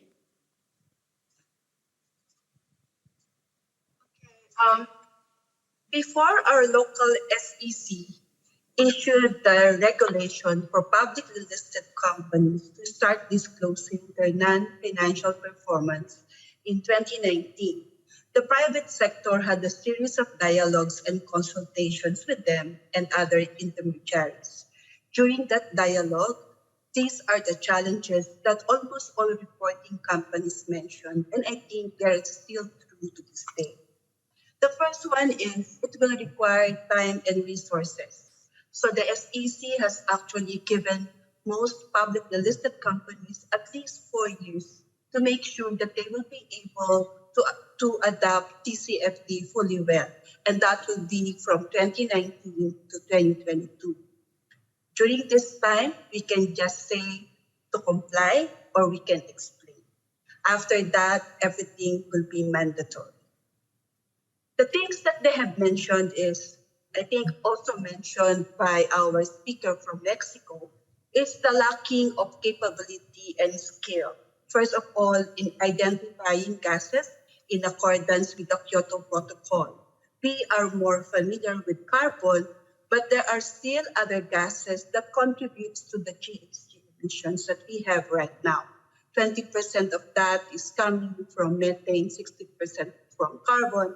The other 20% is actually coming from other gases.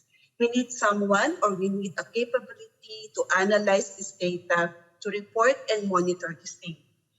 Ms. Chung actually mentioned about the complex scope 3, and I think that is also a similar situation that we are facing. That is very complex because that is also called the value chain emission, and that may require extrapolation or proxies for us to make sure that we at least have a sense of how much is our scope 3 emission. We also have a bank in the portfolio, and I'm sure that is the same fear that they have. Another thing is in terms of tools. So for the financial data, we have ERP platform. For the non-financial data, we have Excel. If that is good enough, probably it's not, because we want to make sure that our data is complete and at least accurate and reasonable. Another tool probably is in developing scenario analysis and climate modeling. I heard that Japan and even Mexico said that they have developed something similar to address the issues on climate modeling and scenario planning. I hope we can have something in the Philippines. Another one is we need to grow the pool of external assurers, because right now the report that we are issuing is being used by investors. So we have just to make sure that what we are putting out there are externally assured or audited. That will actually give every one of us confidence and comfort that what we are giving you, the investors, the lenders, and even the insurers are really empirical data, and there are evidences to support it. I heard it from the other speaker. He said that there could be some difficult differences in interpretation. So probably there is a need also to have a common language.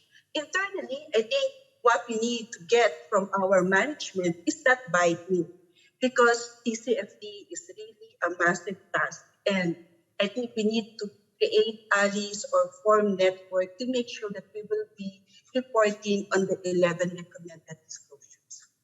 I think the second question is in relation to our transition plan. We are doing something about it, and I hope that we will be announcing it soon enough for the investor community. But definitely our transition plan will be guided by the TCFD framework. In brief, our approach to our climate ambition, which is to transition in a low carbon or even net zero economy, will be through a building block approach. And we have identified 5 focus areas. We have to measure our footprints and understand the risk.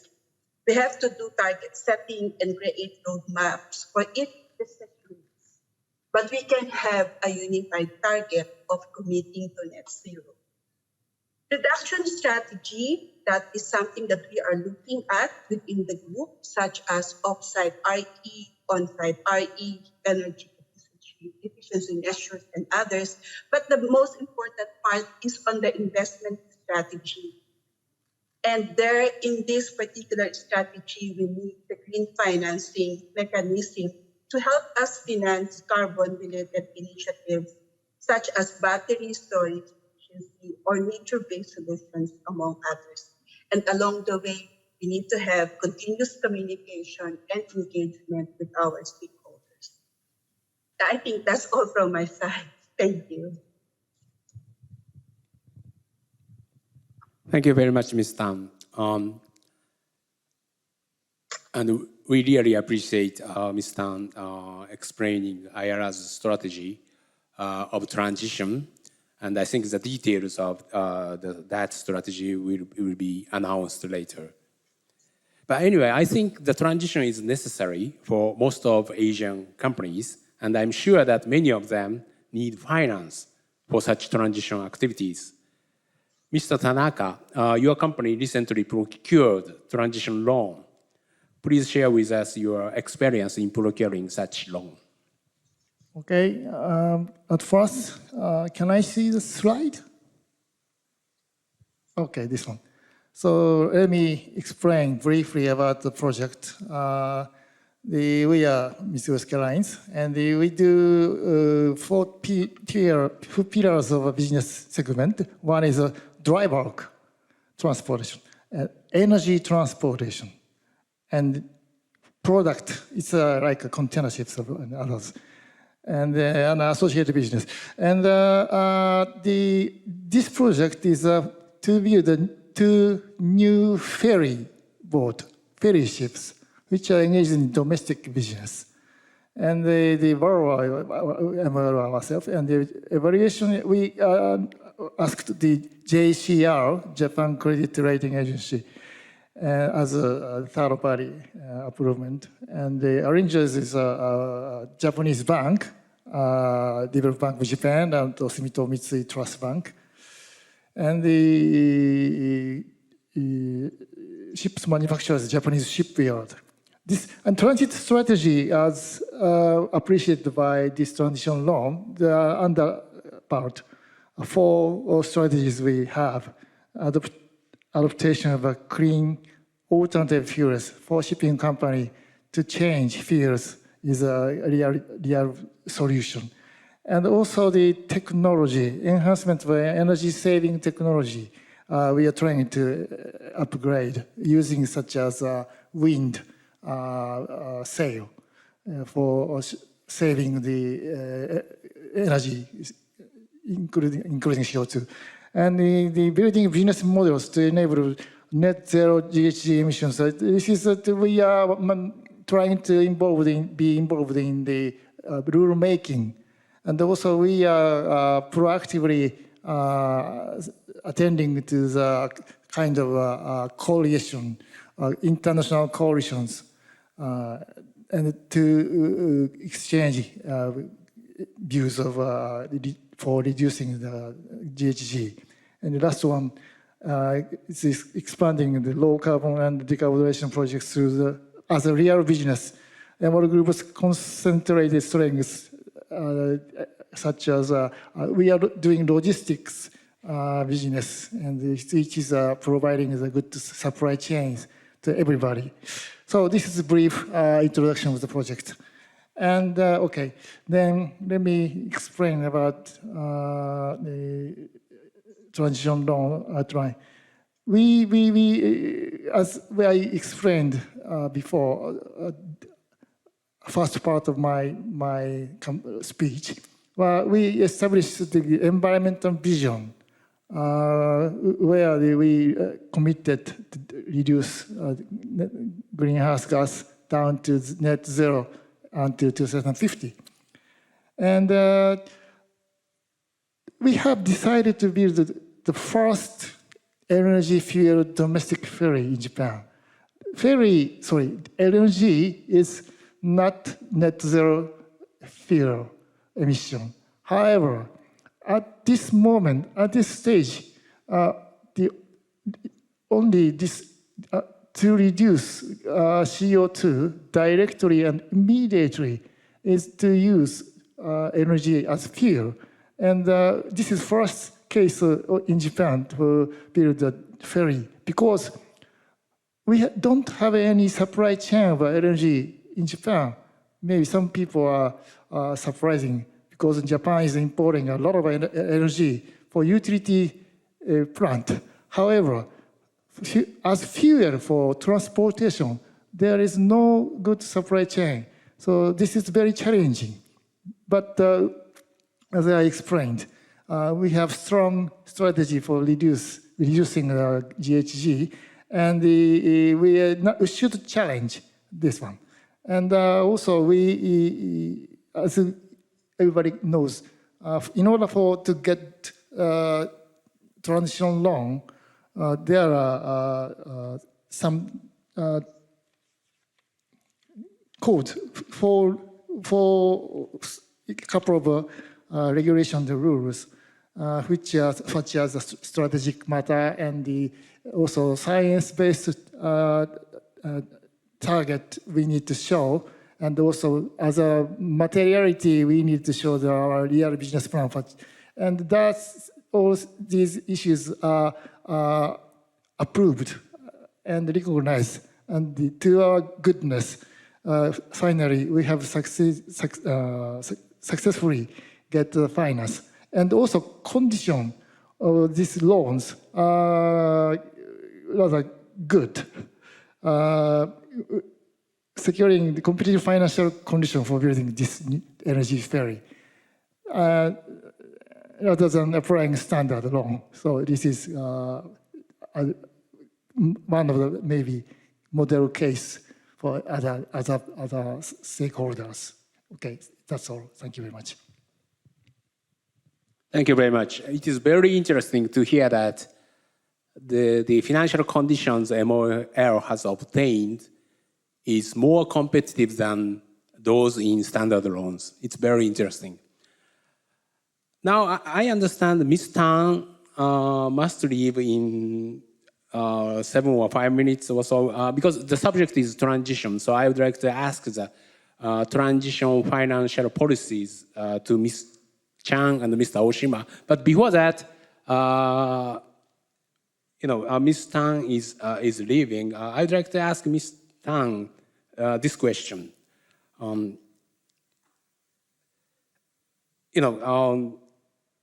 There are audience today who knows that climate-related disclosure is very important, and that TCFD is a good framework and it's a global standard. They have to do it. But climate-related financial disclosures or climate-related disclosures is something new to corporate world. So it is very difficult for a company to commence the activities for the disclosures. And if you have any advice for beginners of disclosures, or if you have any comment on those situations, please give us. Ms. Tan? Okay, thank you for that. I think we have been on the similar journey. The first thing that I did was I familiarized myself with the TCFD framework. They have a very good website, and that website actually contains a lot of information. They even have a good practice handbook, and we are actually using that as a reference when we do our disclosures. What we did earlier on is really to ask someone like Deloitte to do a gap analysis, look into our disclosures, and see where we can improve and how we can improve it along those lines. TCFD has 4 pillars: governance, strategy, risk management, and metrics and targets. Among these 4 pillars, they have 11 recommended disclosures. So you can check which one is the low-hanging fruit and pursue it. Understand what are the requirements and see how you can operationalize that within your organization. And then when you have this knowledge with you, you have to share it with others. First of all, you have to share that with your senior management team. You need their commitment or their buy-in, then you need their support. This is really a massive work, and it needs to have that tone from the top approach, and then it will go down to the different business units so that all the information that you will need, the scope 1, scope 2, scope 3, these informations can be found in the different operations. With that support from the senior management team, I'm sure that you can have allies and you can build a network internally. Then you have to ask other TCFD supporters or other reporters, how about their journey? So you can also pick some tips on how are you going to apply that in your own journey. And the last one that I realized along the way, because there are 2 pillars there that I really do not have any expertise. We need to engage the expert. And that is along the lines of scenario planning, climate modeling, in setting our metrics and our targets to reach that net zero commitment by 2050. So I think the first thing is you have to make sure that you understand the TCFD framework. You have to build the credibility, then talk to your senior management team and explain to them the benefits of doing so. Take out the compliance box. I think that one is very easy, and they will just say it's just for compliance. What we need to communicate is the need to future-proof the organization and to build that resilience. Communicate every now and then, or communicate more regularly and consistently along the requirements of TCFD. I think that is what I can share at this moment. If I may add, I'm really amazed how the Japan TCFD consortium was brought about or was developed or was organized. I think it is brilliant. I believe this explains the surge in the commitment among Japanese companies.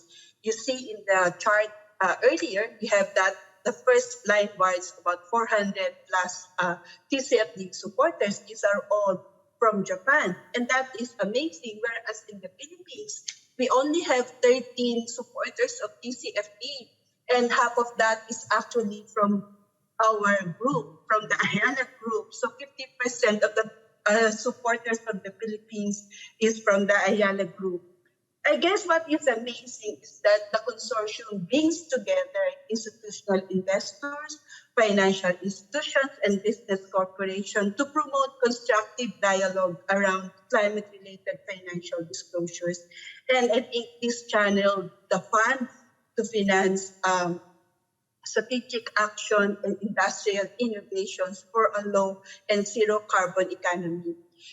Mexico has followed your Japanese model, and I hope that the same initiative will be undertaken by our respective government agencies. With financial backing, I guess all companies will be able to come up with their own climate transition plans. Thank you so much for having me today, and I'm so sorry that I have to leave for another engagement. Thank you so much. Thank you, Ms. Tan. I know you have to leave, so please leave. Thank you very much for your insight and comments. So let me go back to the subject of the transition.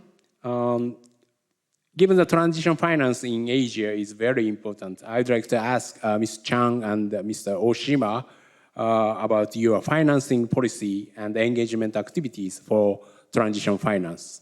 Ms. Chang? I completely agree that transition in Asia is more important compared to the more developed markets in Europe or North America. That's because of the stage of economic development that we're in, and also whether the alternatives, the greener solutions, are commercially available and affordable at this point. Knowing that transition is very important, we came out with a transition finance framework and taxonomy last year. We're the first commercial bank in the world to do so, and we are very proud to say that for a Southeast Asian bank, DBS has been able to do that first and foremost to set an example. With transition finance, using the example that Mitsui OSK MOL, the transition loan as an example, is a very good demonstration how to do transition loans correctly. Because we do not want to run the risk of showing transition loan or bond as being inferior of doing green bond or green loan. In fact, when transition is credible, you can demonstrate this is just the beginning or the connection to the pivot and the transformation of the business operations that it is in. When you talk about transition, you also need to talk about the endpoint, the destination. What would be the end goal, the strategic vision of the company? Is it to be aligned with the Paris Agreement, or to be net zero by 2050 or any time on the time horizon? When we do and structure transition finance transactions, we look at a number of things to inform our structuring. The first, we will look at the customer's historical performance in their greenhouse gas emissions. Second, we will look at whether they are performing in line with what their industry peers are doing. Are they more advanced or are they lagging behind? Does it represent less room for improvement or more room for improvement? The third thing that we look at is whether that reduction target can be mapped to a science-based pathway. There's no point making only marginal reduction in greenhouse gas emissions and claim that you are doing transition. The reduction needs to be measurable and meaningful. And with all these data points coming into play, we would structure a credible transition loan for our customers, which also act as an advisory to their strategic direction. Thank you. Thank you. Mr. Oshima? Thank you. So in a way, I'll be repeating some of what Ms. Chan just said about transition, rephrasing a little bit. In Asian countries, the carbon footprint status varies from company to company, country to country. So the assumption is that the pathway towards carbon neutrality will significantly differ as well, depending on who you are, where you are. For this reason, it is important for financial institutions like ourselves to carry out engagement with clients, trying to understand their current status and their intended pathway towards transition. Yet, as of today, our understanding is that there is no clear global consensus in terms of, or detailed guideline on what exactly constitutes a transition or what can be defined as transition finance. Although there are many attempts, as Ms. Chang just explained, from certain financial institutions, still I think that we are in a development stage in terms of a uniform standard. In order to clarify some of the ambiguity, in order to try bridge some of the gaps that exist between different taxonomies or guidelines, with the support from the Japanese government, we have just started discussions forming a group named Asia Transition Finance Study Group to establish a framework together with major banks from APAC, EMEA, and Americas. Through this effort, we hope to find a pathway for some of the Asian companies that are willing to transition into a low carbon footprint, but are hesitant due to the ambiguity surrounding the pathway. We hope to, get involved with not just our clients, but also various stakeholders, including shareholders and certain governmental entities that will be very supportive of this effort. By listening to the opinions of these stakeholders and utilizing the knowledge of the global community, we would like to continue discussing how to promote carbon neutrality among customers and how to support their transition. So that's it. Thank you. Thank you very much. We want to get more insights or comments from this great panel, but due to my poor facilitation, we don't have a time anymore. I think the findings from today's discussion is for global goal of net zero, decarbonization in Asia and Trans-Pacific is essential. But as this region has more emerging markets, rapid decarbonization is unrealistic, and more practical transition is critical in this region. To enhance this transition, of course, finance plays an important role. Finance, or better finance, can be obtained by proper disclosures. Therefore, the climate-related disclosures in this region is more important than other regions. To enhance the disclosures, Japanese way, meaning joint work between private and government sectors, can be one of the solutions. I think we have a great panel today. Please join me thanking the panel for great insight and opinion. Thank you very much. Thank you very much. Thank you, Mr. Fujimura, and the panelists. Thank you very much. Participate online. Please go back to the timeline and join the next session, closing remark. The closing remark will start soon. Thank you for your patience.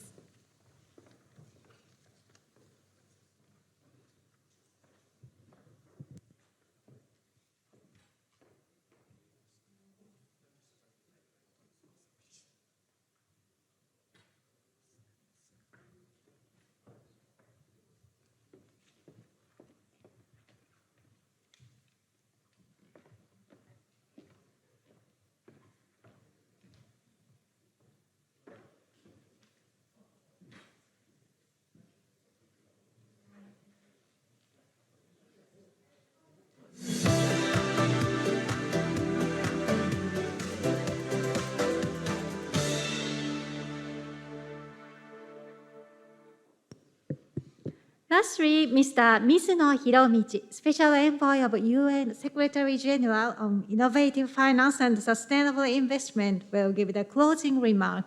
Mr. Mizuno, would you please come up to the stage?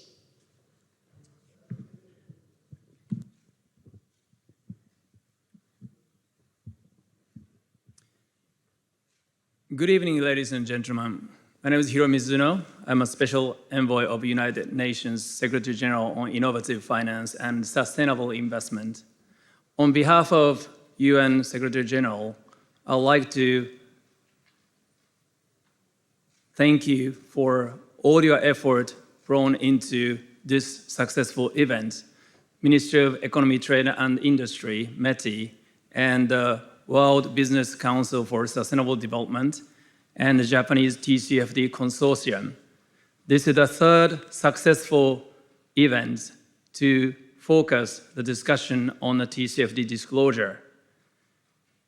UN is trying to promote the Sustainable Development Goals, which is the 17 goals which world agreed to achieve by 2030.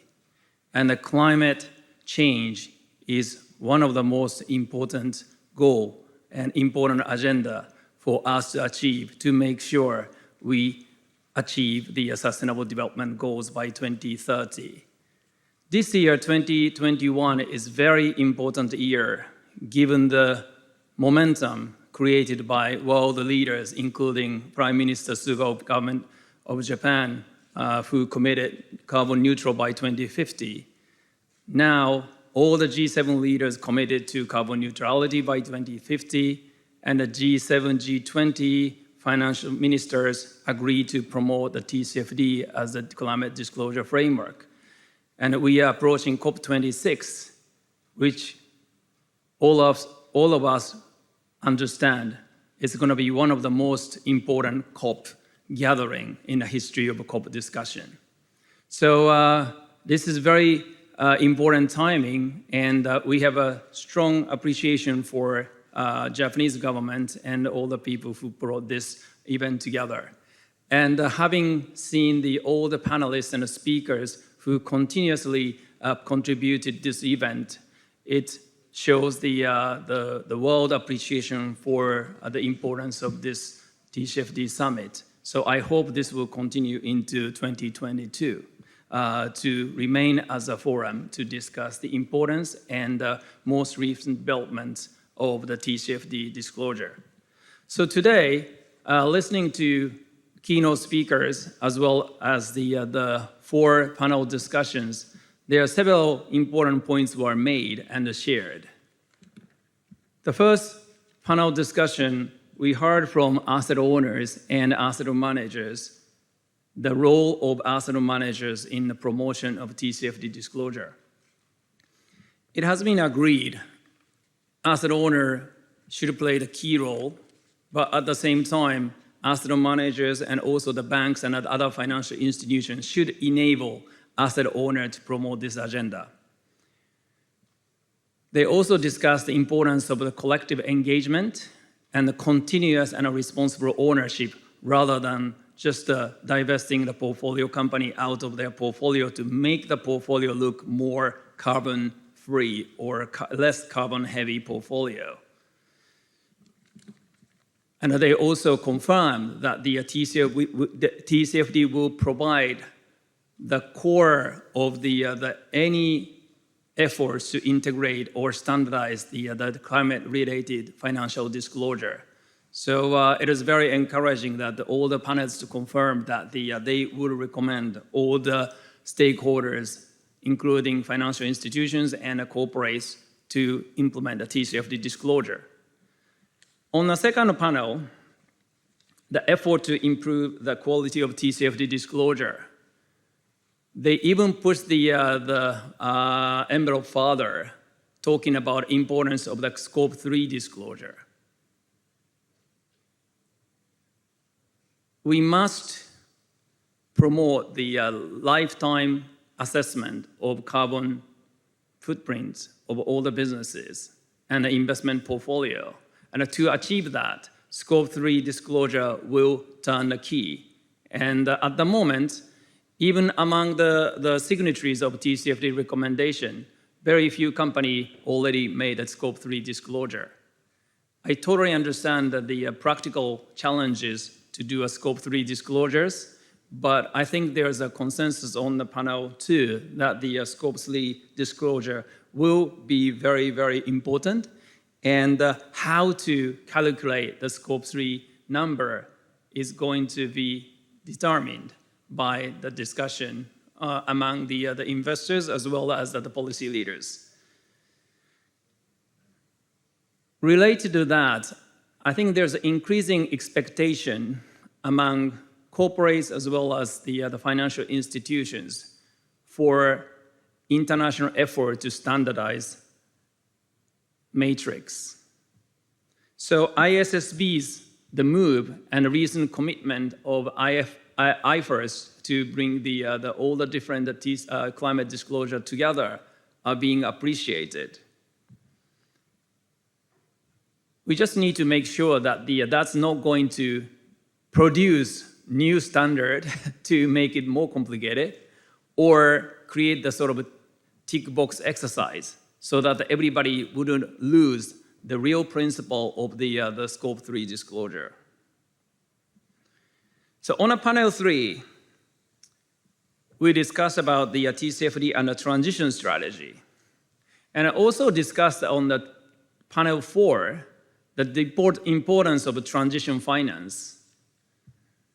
On one hand, we need to accelerate transition to the sustainable energy or sustainable businesses. And some of them define that as a pure green business, a pure green project. But at the same time, we realize that there's a need for transition. We can't wait everybody until it becomes realistic for them to turn their business purely green. But we just need to make sure, in the meantime, we just need to accelerate a transition to less carbon-heavy project or less carbon business model. And if we fail to provide the capital to that transition, we will end up a lot of either greenwashing or just the stranded asset. So the importance of a transition strategy has been discussed. And to make the transition finance real or not the TCFD or ESG washing, we just need to present the clear roadmap and also the transition pathway. So we are going to push the government to create the roadmap for the industry as a whole, and we are going to push each businesses to come up with a clear transition pathway to enable investors to feel confident to providing the capital for transition, not for transition washing. So I think the importance of transition or transition finance has been very clear. And listening to the panel 4, it is also the very clear need from the developing part of the world. And we talked about the Trans-Pacific, but in Asia, we see a lot of companies and countries need assistance, not only political assistance, but also the financial assistance by the developed countries. To do that, we think the TCFD or disclosure framework also help us or facilitate more capital flow into developing countries to assist them to transit to the greener economy as soon as possible. And it is particularly encouraging to see that Mexico creating their own TCFD consortium inspired by Japanese TCFD consortium. So all those kind of effort, we actually need to inspire each other and also help each other to catch up, because a lot of them doesn't have enough resource as some others are. So this month, a lot of people start gathering in Glasgow to discuss for the COP26. Before that, there will be a lot of initiative you'll be hearing on the climate disclosures and climate finance and all those things you can name. I think that Japan will continue to play a significant leadership in promotion of TCFD. But I just wanted to clarify one point as my closing remark. Ultimate goal of TCFD disclosure is not disclosure itself. We are going to make TCFD disclosure as a framework where people can gather to discuss issues related to climate change and inform the investor to shift the money to accelerate the transition and also inform the corporate executive to prepare for possible impact on their businesses. So at the end of the day, ultimate goal of TCFD disclosure is not to embarrass people with their current, the risk related to the climate change.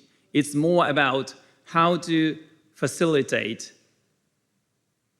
shift in the capital shift, and also the business shift, and the shift of the people's lifestyle. And that should be guaranteed and also properly analyzed by the same matrix. And we have really strongly hope that the TCFD recommendation will provide that core framework, and all the participants of this conference will continue to become a cheerleader of TCFD recommendation.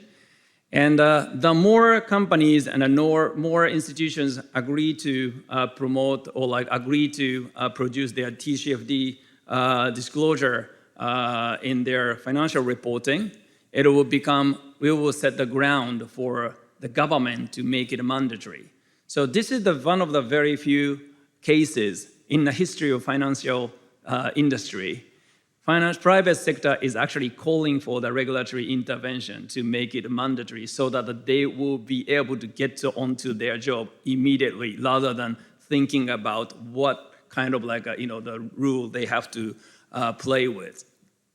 So thanks again. This is a great opportunity for all of us. And I think the TCFD sounds very technical, but this provides real incentives and a real motivation for all the participants and all the stakeholders to join the forces to promote the sustainable economy and a sustainable world.